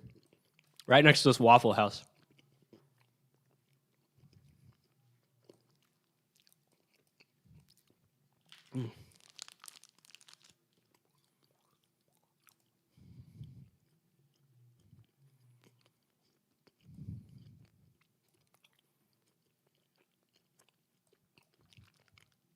The house I grew up in is right here. It still says home on my Google Maps. This is where I grew up. This house right here. My bedroom was off to the side. This is my sister's room right here.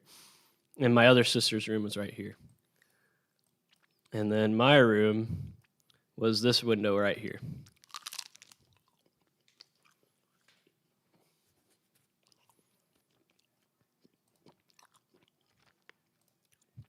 I went back to 2007. Here's my old car. This white Eclipse was mine. And here's my sister's Mustang after she got in a crash. See how it's all messed up? Whoops.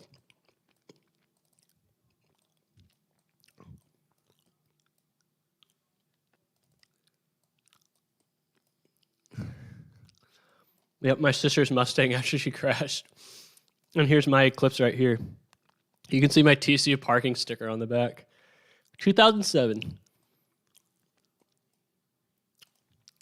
February 2012, there's my dad's old Blazer. August 2014, that's when it was on the market.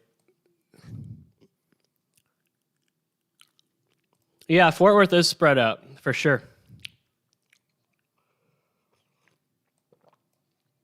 Where I live now, I live right here in this neighborhood, Scenic Bluff.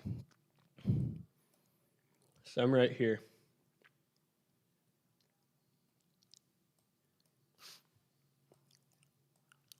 And I rode my bike today from Scenic Bluff, and I rode along the river. And I rode my bike all the way to past the zoo. And then I put my bike on a bike rack right here by this Tyler's. And then I ran down the river all the way to about right here, Bryant Irvin, and I ran back. Got my bike, and then I biked back along the river back to Scenic Bluff. Oh, yeah, you have to own a car here.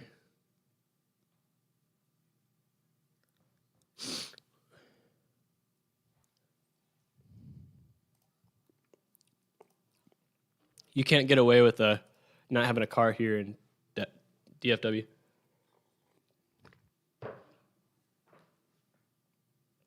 How you doing, Eagles 01?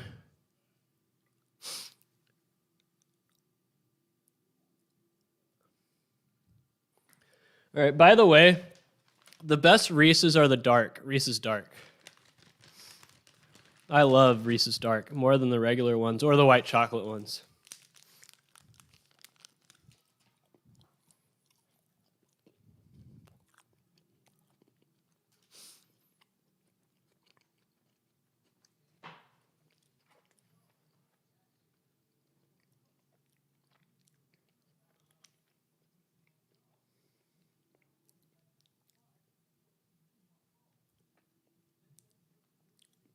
The Reese's Trees.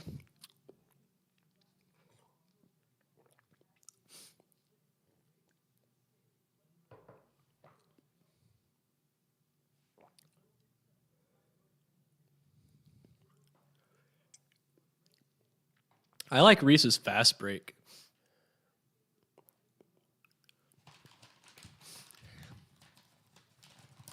How's my betting been? Better today, but still not good for the season.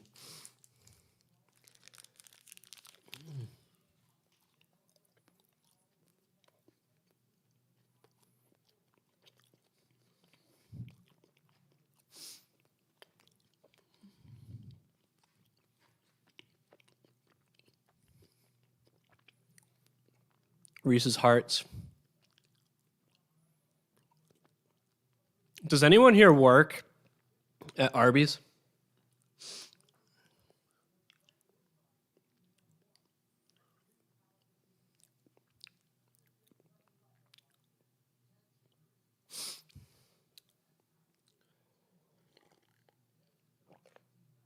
I mean, I never expected Iowa to do anything offensively today.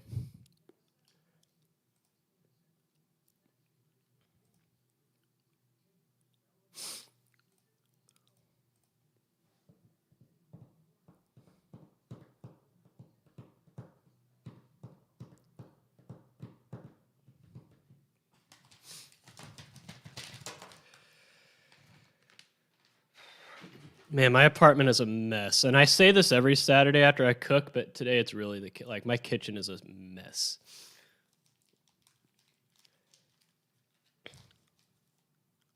Out of cheese sticks again? Jeez. What is this world coming to?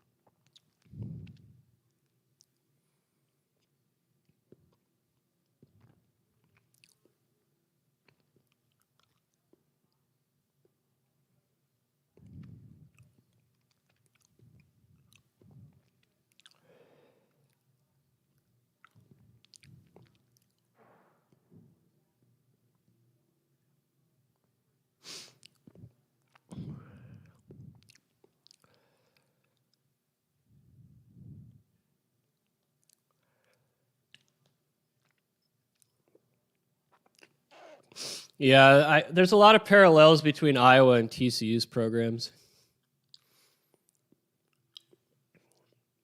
Like, we're getting worked by K-State right now.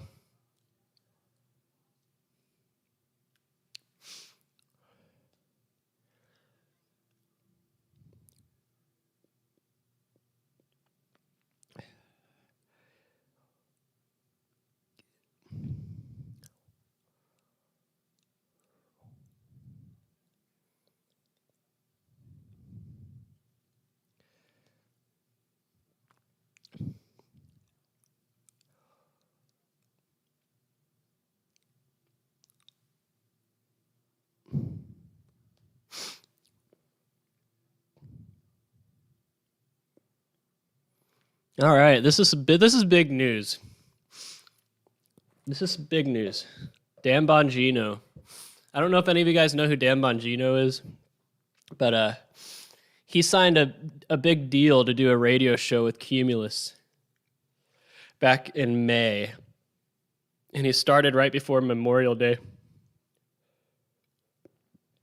And he decided to end his radio show. I mean, a multi-million-dollar contract to do a nationwide radio show.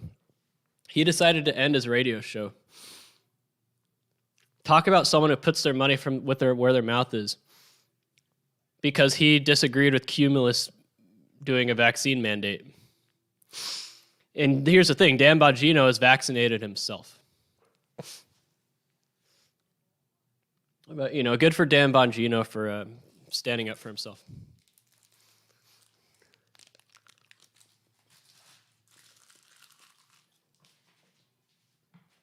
Someone who walked away from a multi-million-dollar radio contract? Yeah. That's a man with principles.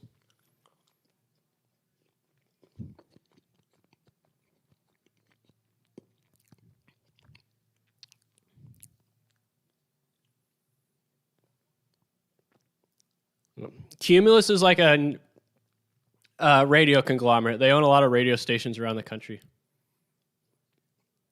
Oh, Ryan, Deontay Booker, it's because we're playing like...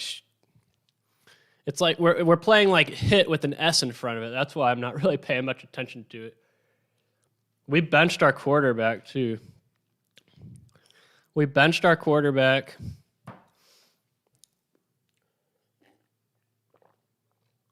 I played football at TCU. Who's number 14? We have number 14 is our quarterback, but I don't know who that is. Is it Chandler Morris? Yep, Chandler Morris, and he almost throws an interception on his first pass. he almost threw an interception on his first pass.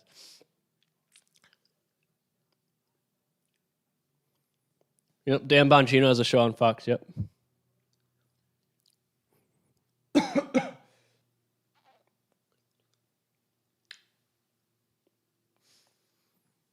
I mean, here's the deal about Gary Patterson. He is a brilliant football mind, and I still think he is. But I feel like he has not evolved. And I feel like the problem is that he's become too predictable. Coaches know how to beat his system now, and he hasn't been able to evolve. And he hasn't been able to hire strong position and coaches and coordinators to help evolve and innovate. Pretty much everybody on our staff is like someone who's been around for years. Like former players for Patterson or coaches that have been there for 30 years.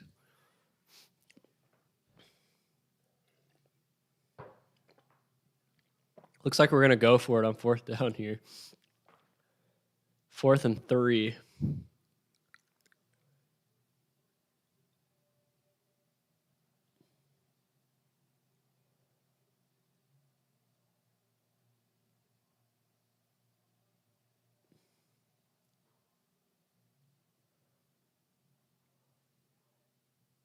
Oh, we converted the 4th down.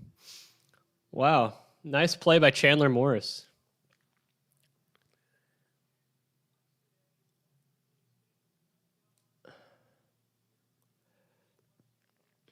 Any cool stories of playing for TCU? Oh, yeah. 3 of the best years of my life.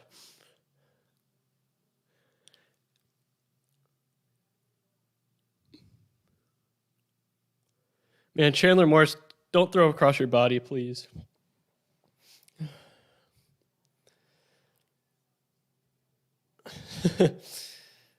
Recruiting to Alabama is a little bit easier than recruiting to TCU.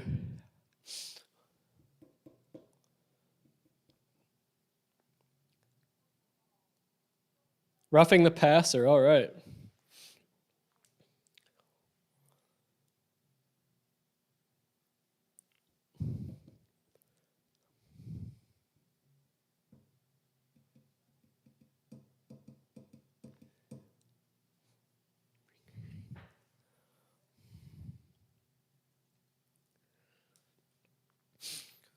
Recruiting to TCU is kind of hard. I know we're in Fort Worth, which is a plus, but our fan base is tiny.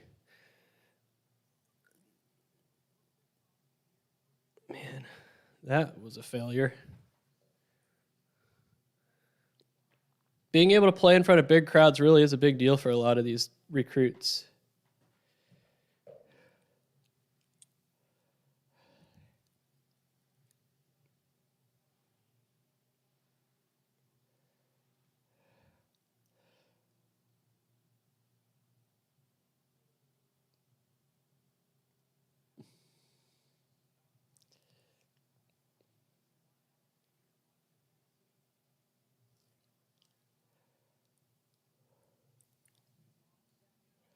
Ooh, Chandler Morris just took a shot. Helmet knocked off. Does that mean he has to come out? Why do I think Alabama has it so easy then? I mean, because Nick Saban's a great recruiter. That's why. He can recruit like crazy. And also Alabama puts 100,000 fans in the seats every game. And they have a great track record of sending players to the NFL. A very passionate fan base. And they're in a very hot recruiting area. Like Alabama is one of the top states in the country in terms of football talent. A lot of built-in advantages. 3rd and 3. Max Duggan's back in. And false start. Awesome.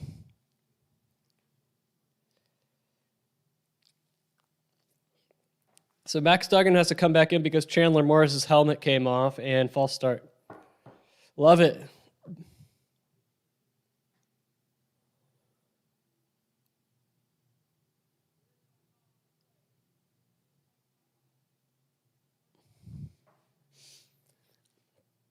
Yep, Alabama's one of the recruiting. Like, Louisiana's the same way. Like, recruiting to LSU is easy.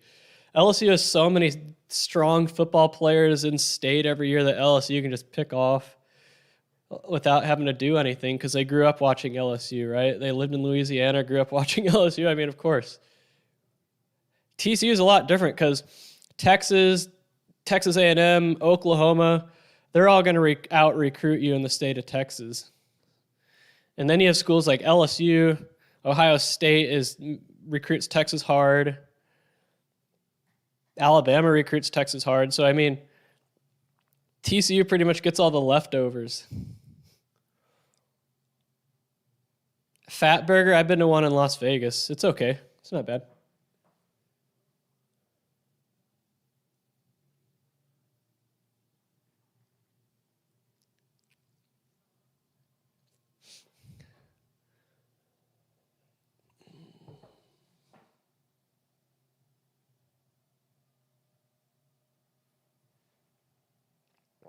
All right, here comes third down. A reverse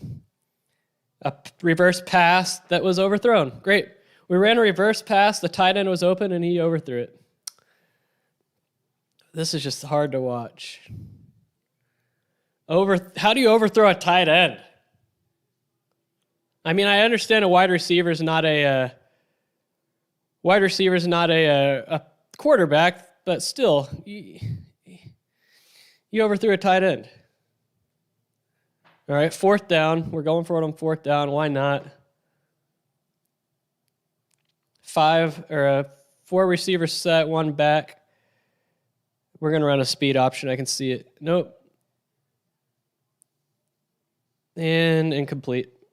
We suck, man.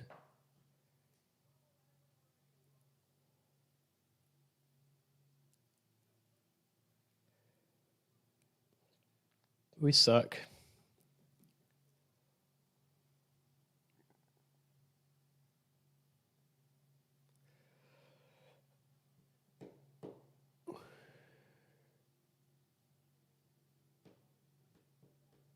Yeah, it's okay. I mean, it's good, but I've only been there once. I didn't like it enough to go there again because you got to remember, I don't really eat like that very much.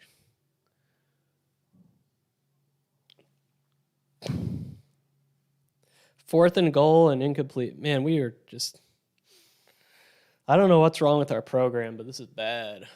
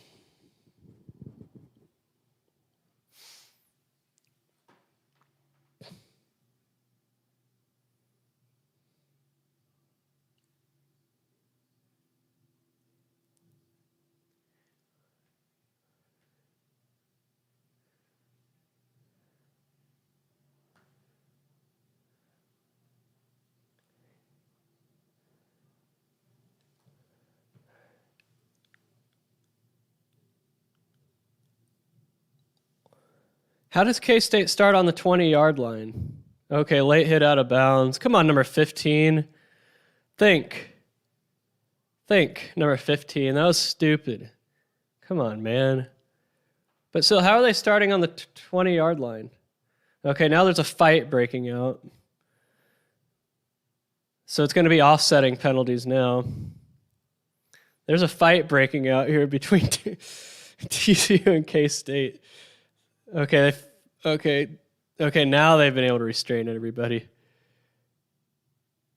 They're promoting the Chucky TV series during WWE the other night, but no, I haven't watched it. That was a really dumb hit by number 15, and I think number 86 for K-State had every right to retaliate after that one.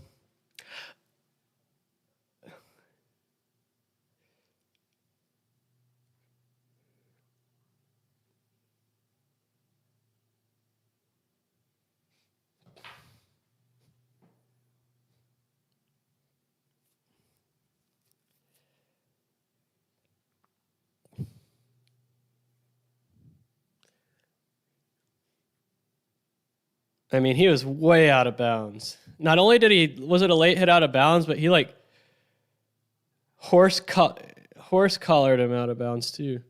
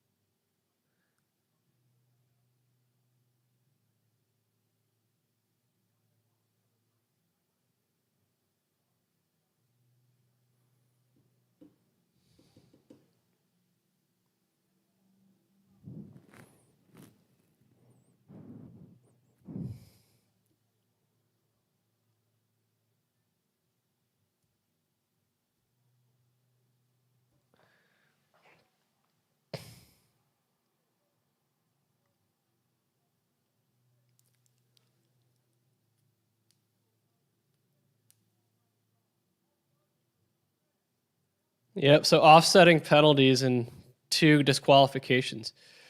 Food prices are high everywhere. You can thank you-know-who for that. Food prices are high everywhere. 2 ejections after that, too. 86 got ejected for K-State. Throwing a punch.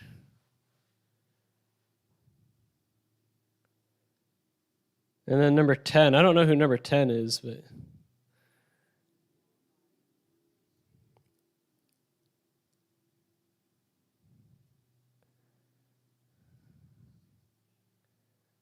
I made a homemade pizza a month ago. It was good. Who's number 10 for TCU? I don't recognize him. Anderson?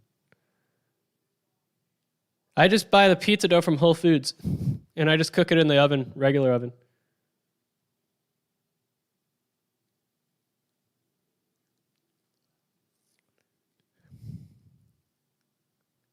Or no, Armstead and number 16, Perkins, ejected for TCU. And number 86, Howell the fourth, ejected for K-State.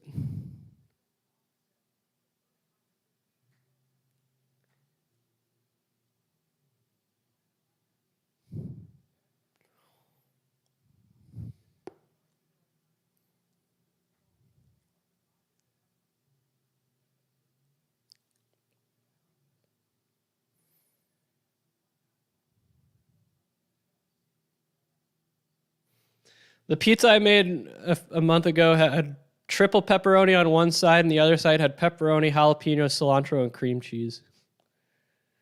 It was good.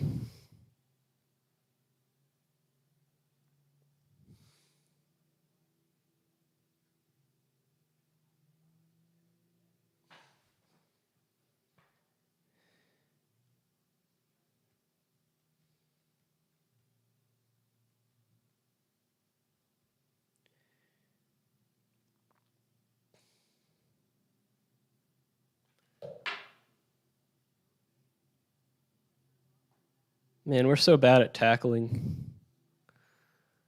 We are such a bad tackling team. We had them stopped on 3rd and 8, and since we couldn't tackle, they got the first down.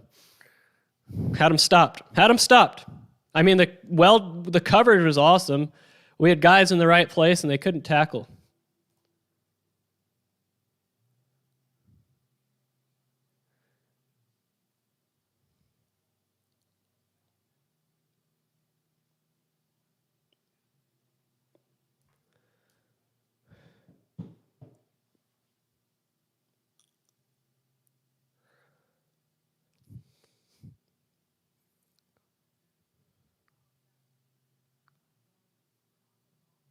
It's going to be offsides.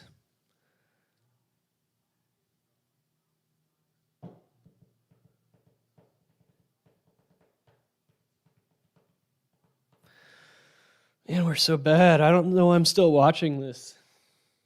This is horrible.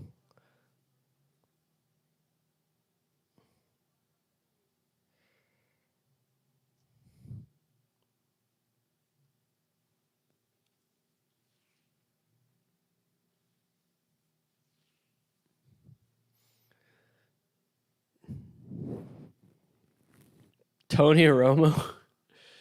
I didn't think he was. I mean, he was all right as a quarterback, but he had the benefit of playing for the Cowboys.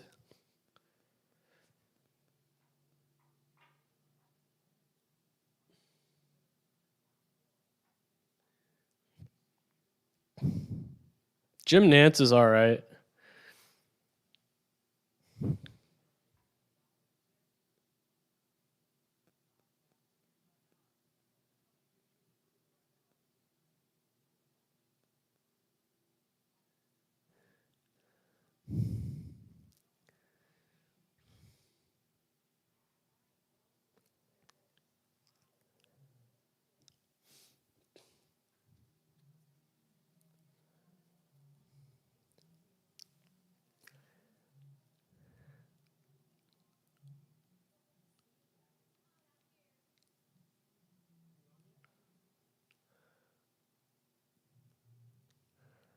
Wow, Rice lost. They must have lost on a Hail Mary.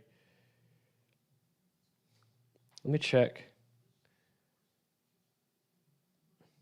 I'm guessing that's how they lost. No, they lost in overtime.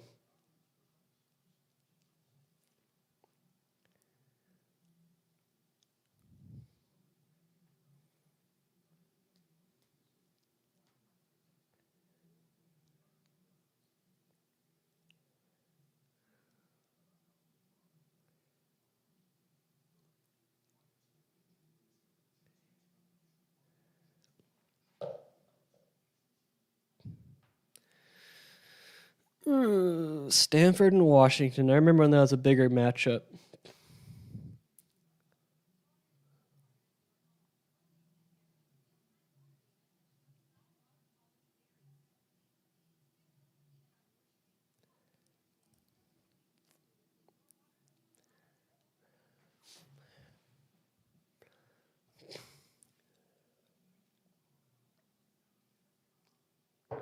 I have never seen a James Bond movie in my life. The only experience I have with James Bond is playing the N64 game when I was in grade school.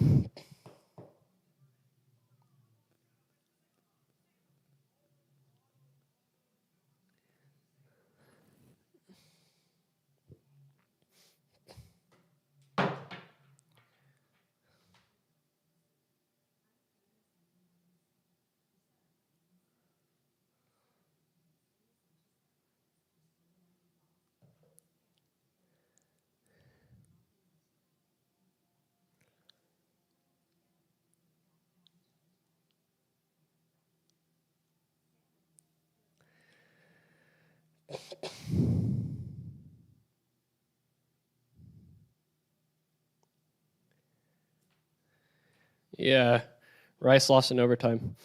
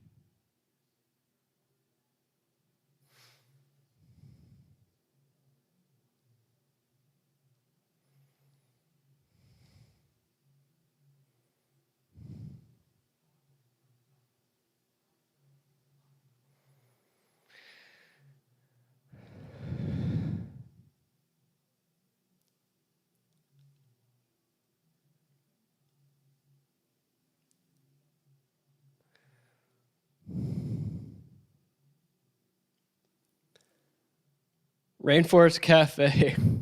They have one here at the Grapevine Mills. Went there for my nephew's birthday birthday, not party, but his birthday.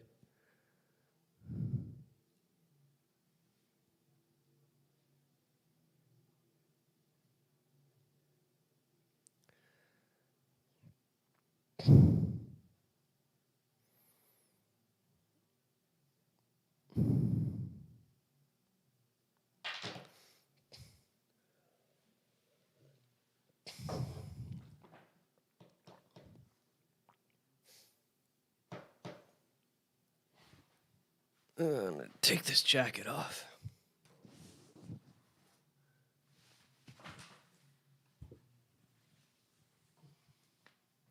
This apartment is a mess. I'm gonna spend all day tomorrow cleaning it. It's a mess. Not just my kitchen, but it's the apartment in general. By the way, that snail infestation in my fish tank is still a problem. I tried to pick out the snails one by one, but they're so slippery, it's really hard to get a grip on them. And then I tried to vacuum them out with my siphon, but it's not strong enough. I have assassin snails in there, but not enough. I need to buy a lot more. And I'm worried if I buy assassin snails, then they'll just reproduce this non-assassin snails in there right now. I spent an hour the other day just trying to pick all the snails out with my hands, and they're just too slippery. And they're small, too. So not only are they slippery, but they're small, so it's hard to actually grab them.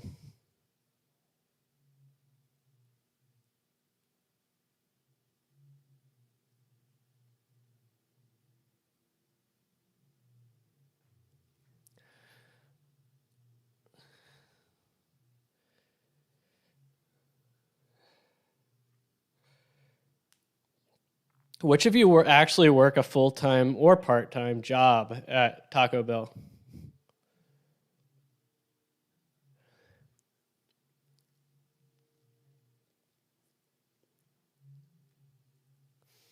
Man, how do you go off sides on a punt?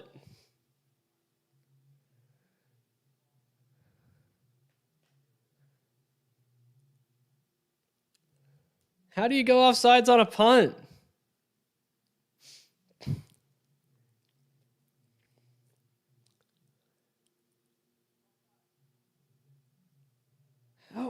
We were returning a punt and we were offsides?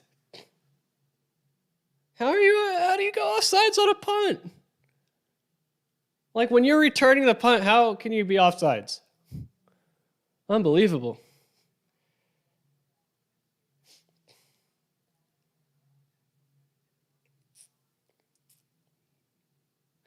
Oh, I'm full. I'm not going to eat again till Monday.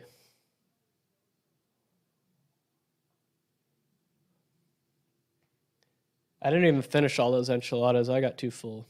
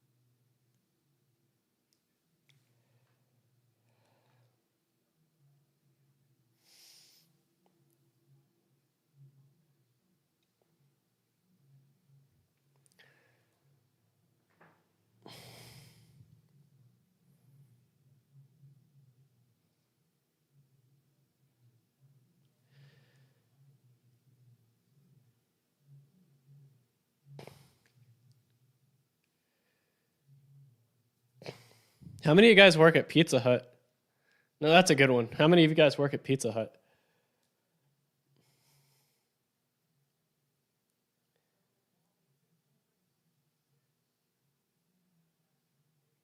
All right. Hey, thanks for coming along, Matt Stansberry.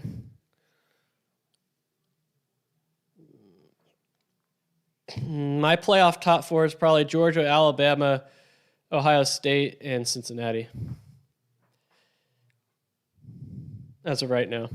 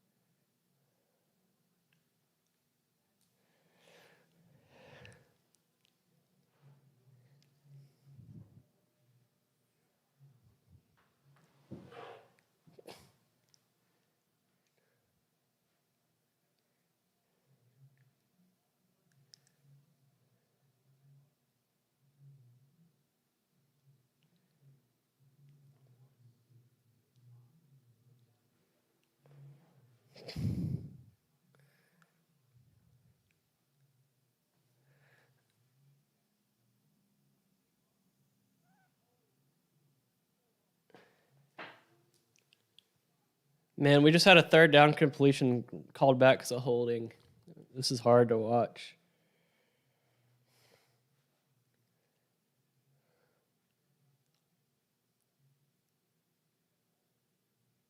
I don't know about that one. That didn't look like holding to me.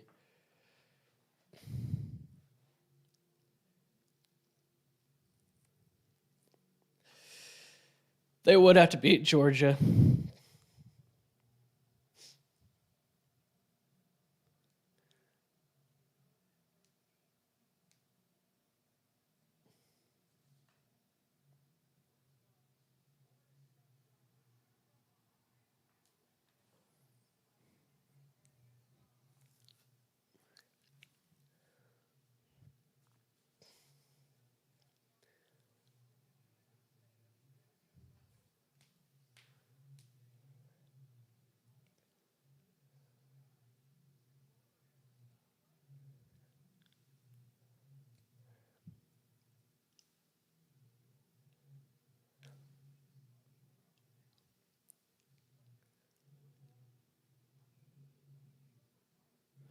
No, I like Houston in that game.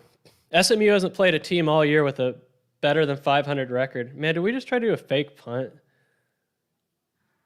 Gosh. We tried to do a fake punt, but we aborted it and just kicked it. They had that sniffed out. Yeah, SMU hasn't played a team all year that has a record that's 500 or better. All the teams they played have losing records.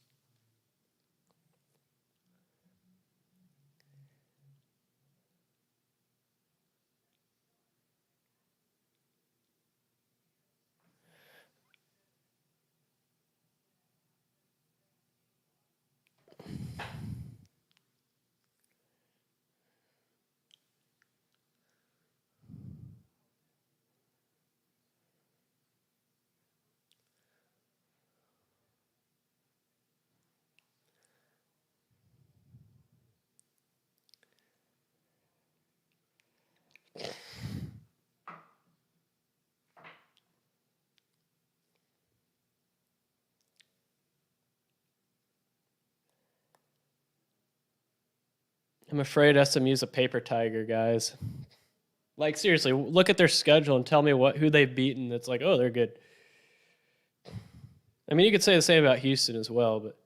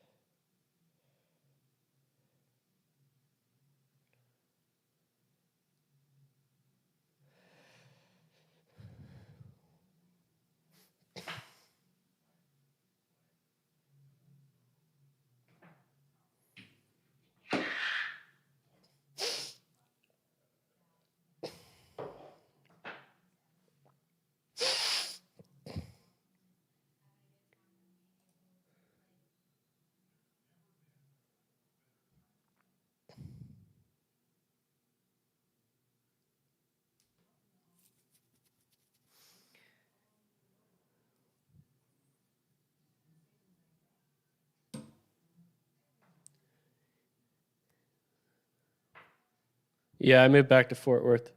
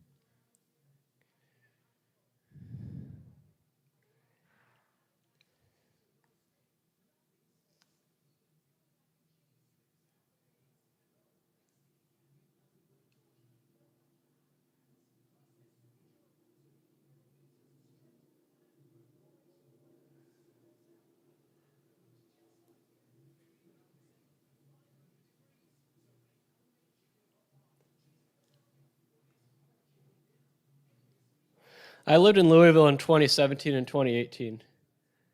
I can't live bet here. I haven't done a live bet since college basketball season.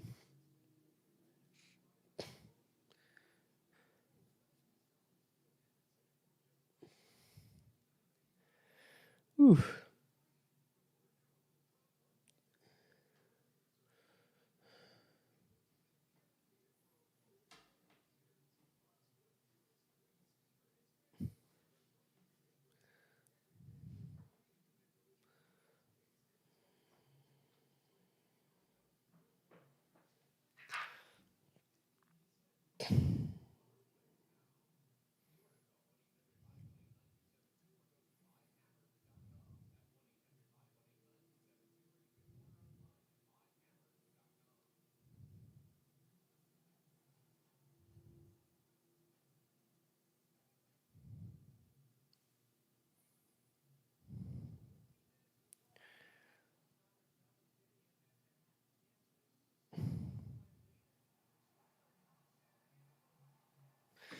All right, that should do it for the TCU game. That should do it.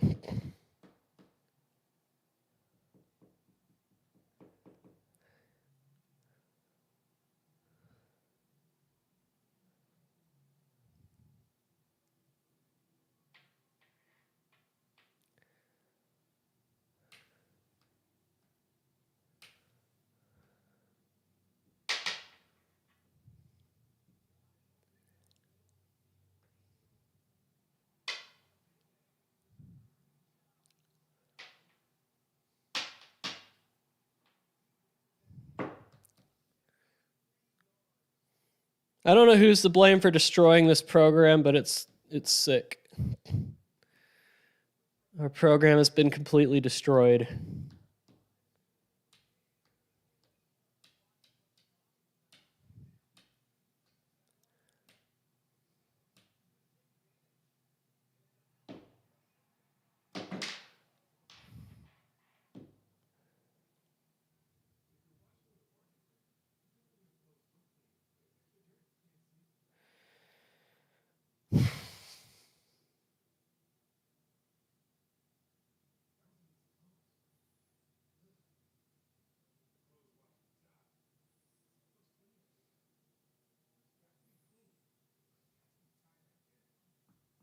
I don't watch NFL. I do not watch the NFL. I just do other things on Sunday. I don't know, I'll go ride my bike, I'll go out and do things, hang out with my nephews and niece, clean.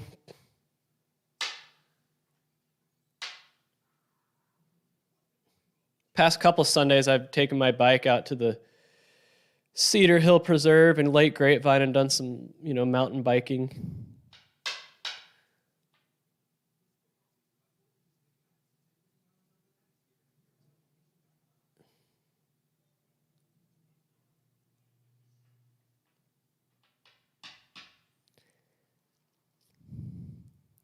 TCU's program's been destroyed. Our program has just been destroyed. It sucks.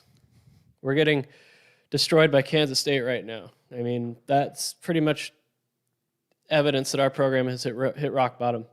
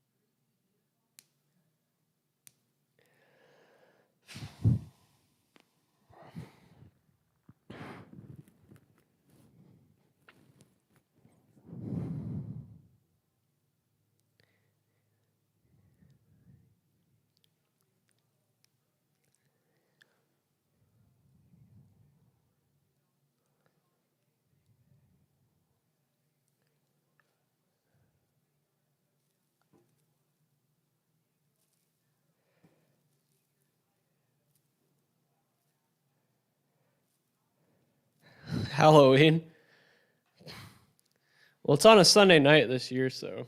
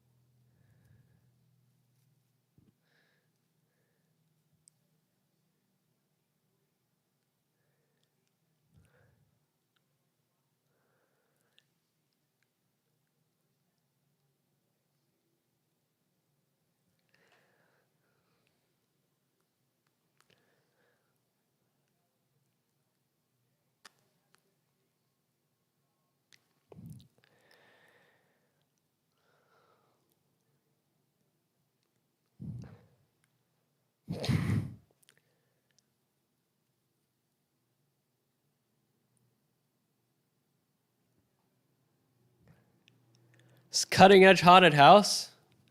I have not. Believe it or not, I've never been to a haunted house around here in DFW. I just never been my thing, I guess.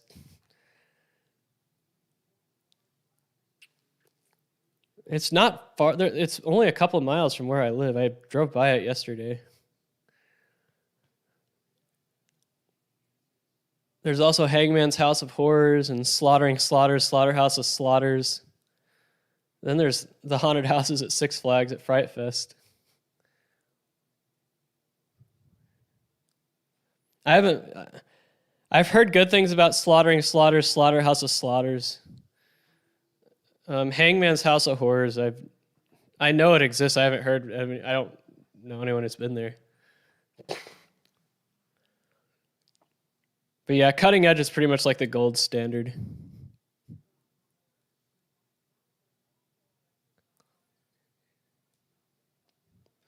Have you ever been to Slaughtering Slaughters, Slaughterhouse of Slaughters?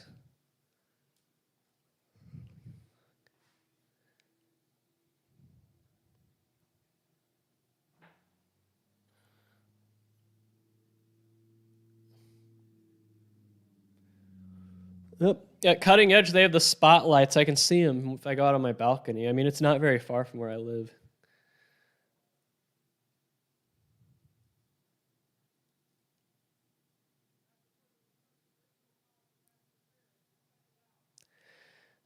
You haven't heard of Hangman's House of Horrors? Is it still around? I mean, I haven't lived in DFW in 10 years, so yeah, it's still around.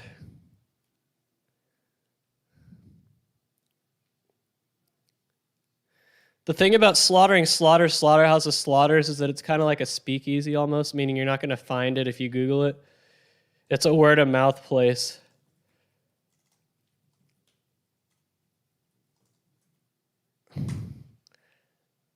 Yeah, you can't. There's nothing comes up on Google for it.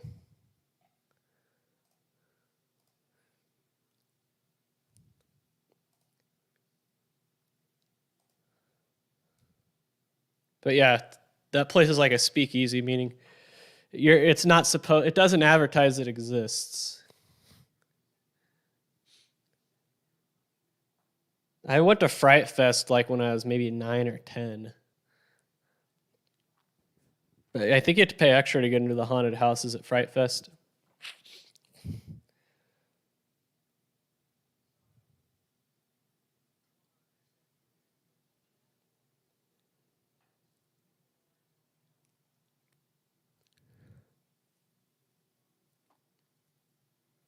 I'm going to talk about that on Monday, Eagles.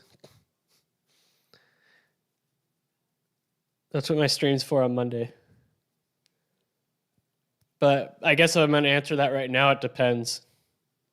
I could make a case for both.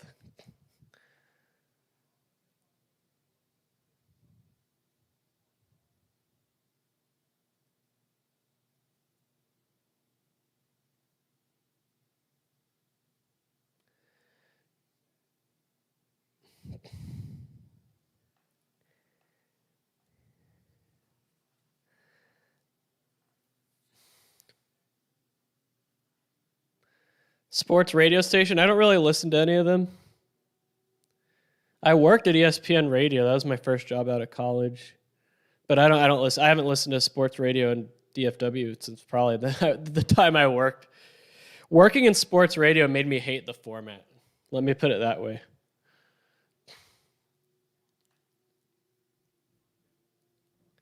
Yeah, I'm going to talk about that Fox News poll and why I think it might be full of crap.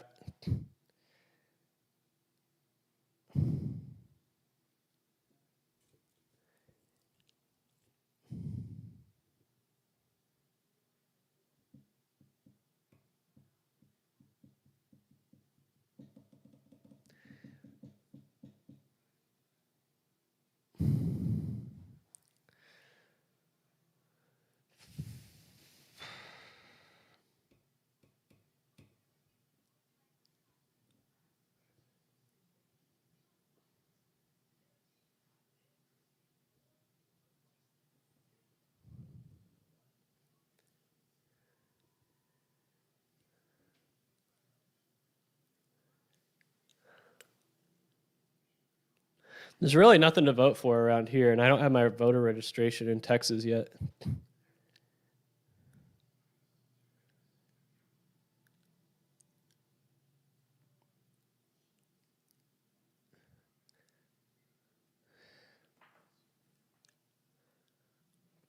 I finally got my license on Tuesday.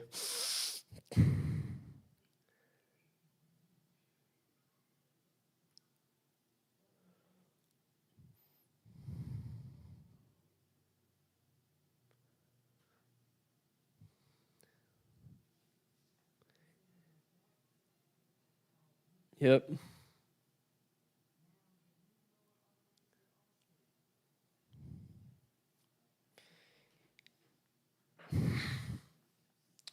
Fort Worth ISD School Board, what a joke.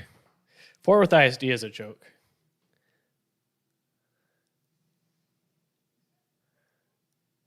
Yeah, I worked in sports radio, and I just thought it was just a terrible format, you know. I got so bored working in sports radio.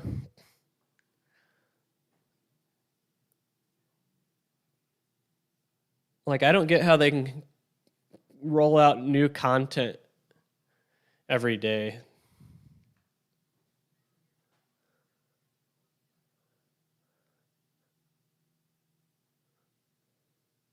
Like, when I worked at ESPN Radio, all we talked about was the Cowboys.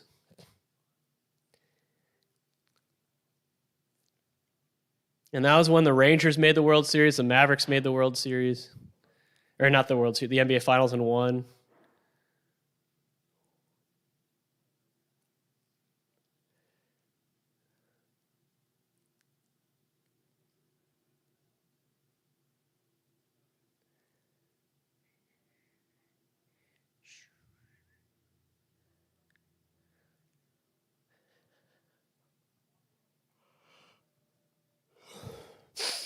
Doesn't he work for CBS Sports now?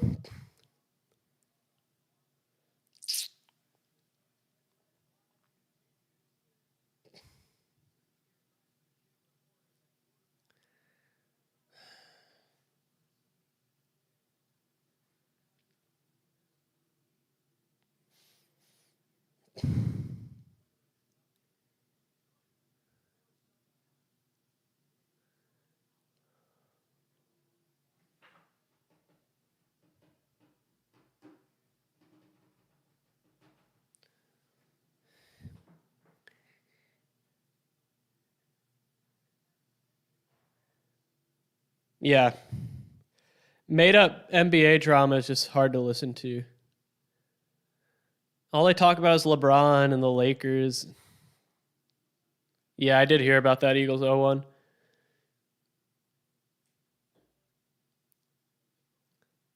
That alone should cause people to refuse to pay taxes anymore.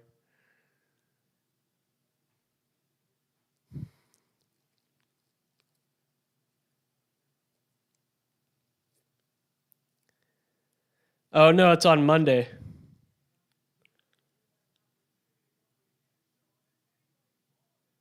It's on Monday. Election betting stream. where we talk about election betting. I was going to do it tomorrow, but it's Halloween, and I didn't want to, no one would probably watch. Like, my most all-time viewed stream was the election betting stream I did last year, the Sunday before the election. Right, Eagles 01? That's why I was talking about Dan Bongino earlier. Good for him.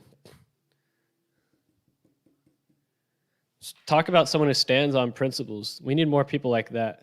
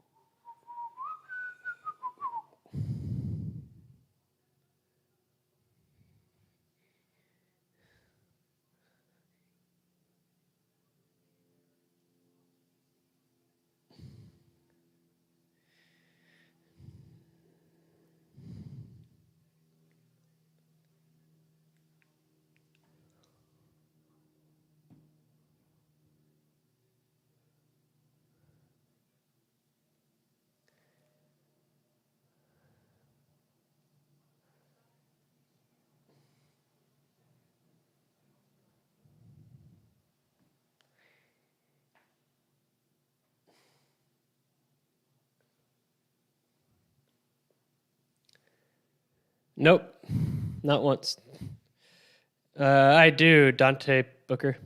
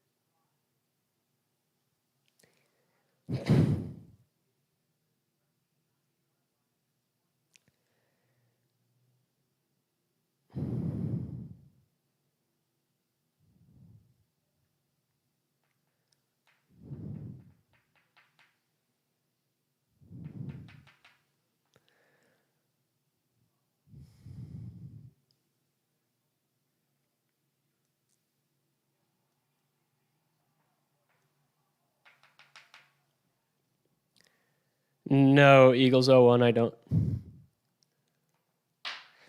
How's the model doing today? Not great. I'm about to call it a day, though. TCU game's over, and I was going to just stream to the end of that. I'll call it a day at 5:30. Dante Booker, it would be a legal settlement is how they would get around doing it. Basically, the illegals sued the government, and the government's like, all right, instead of taking this trial, we'll settle with you. That's how they're going to do it. That way it doesn't have to be passed in Congress or voted on.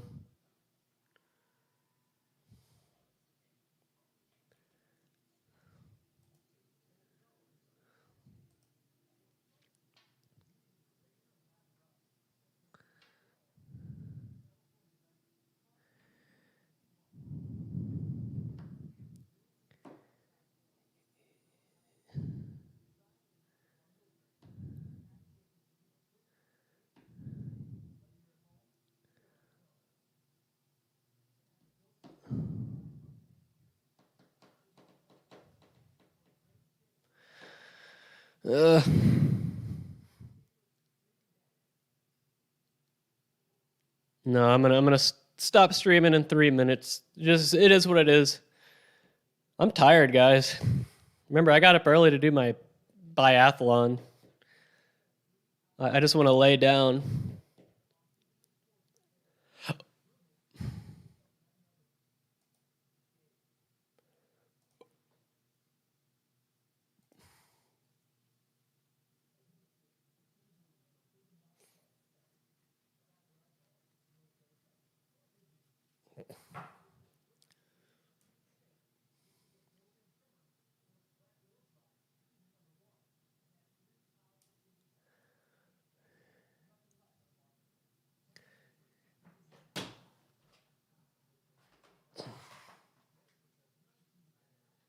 I went to bed at like 9 last night.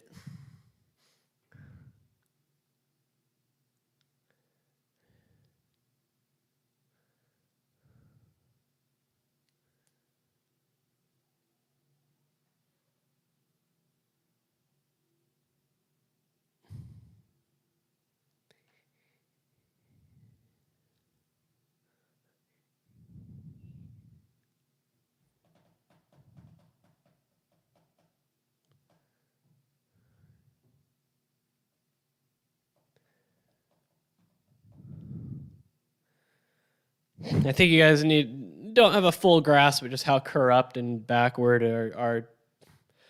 our government is.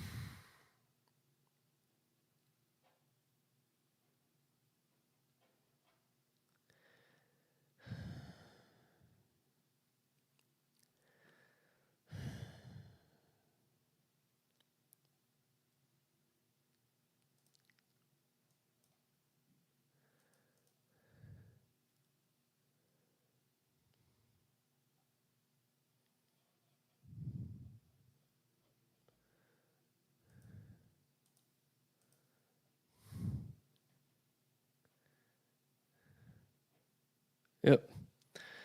I'm about to call it a day.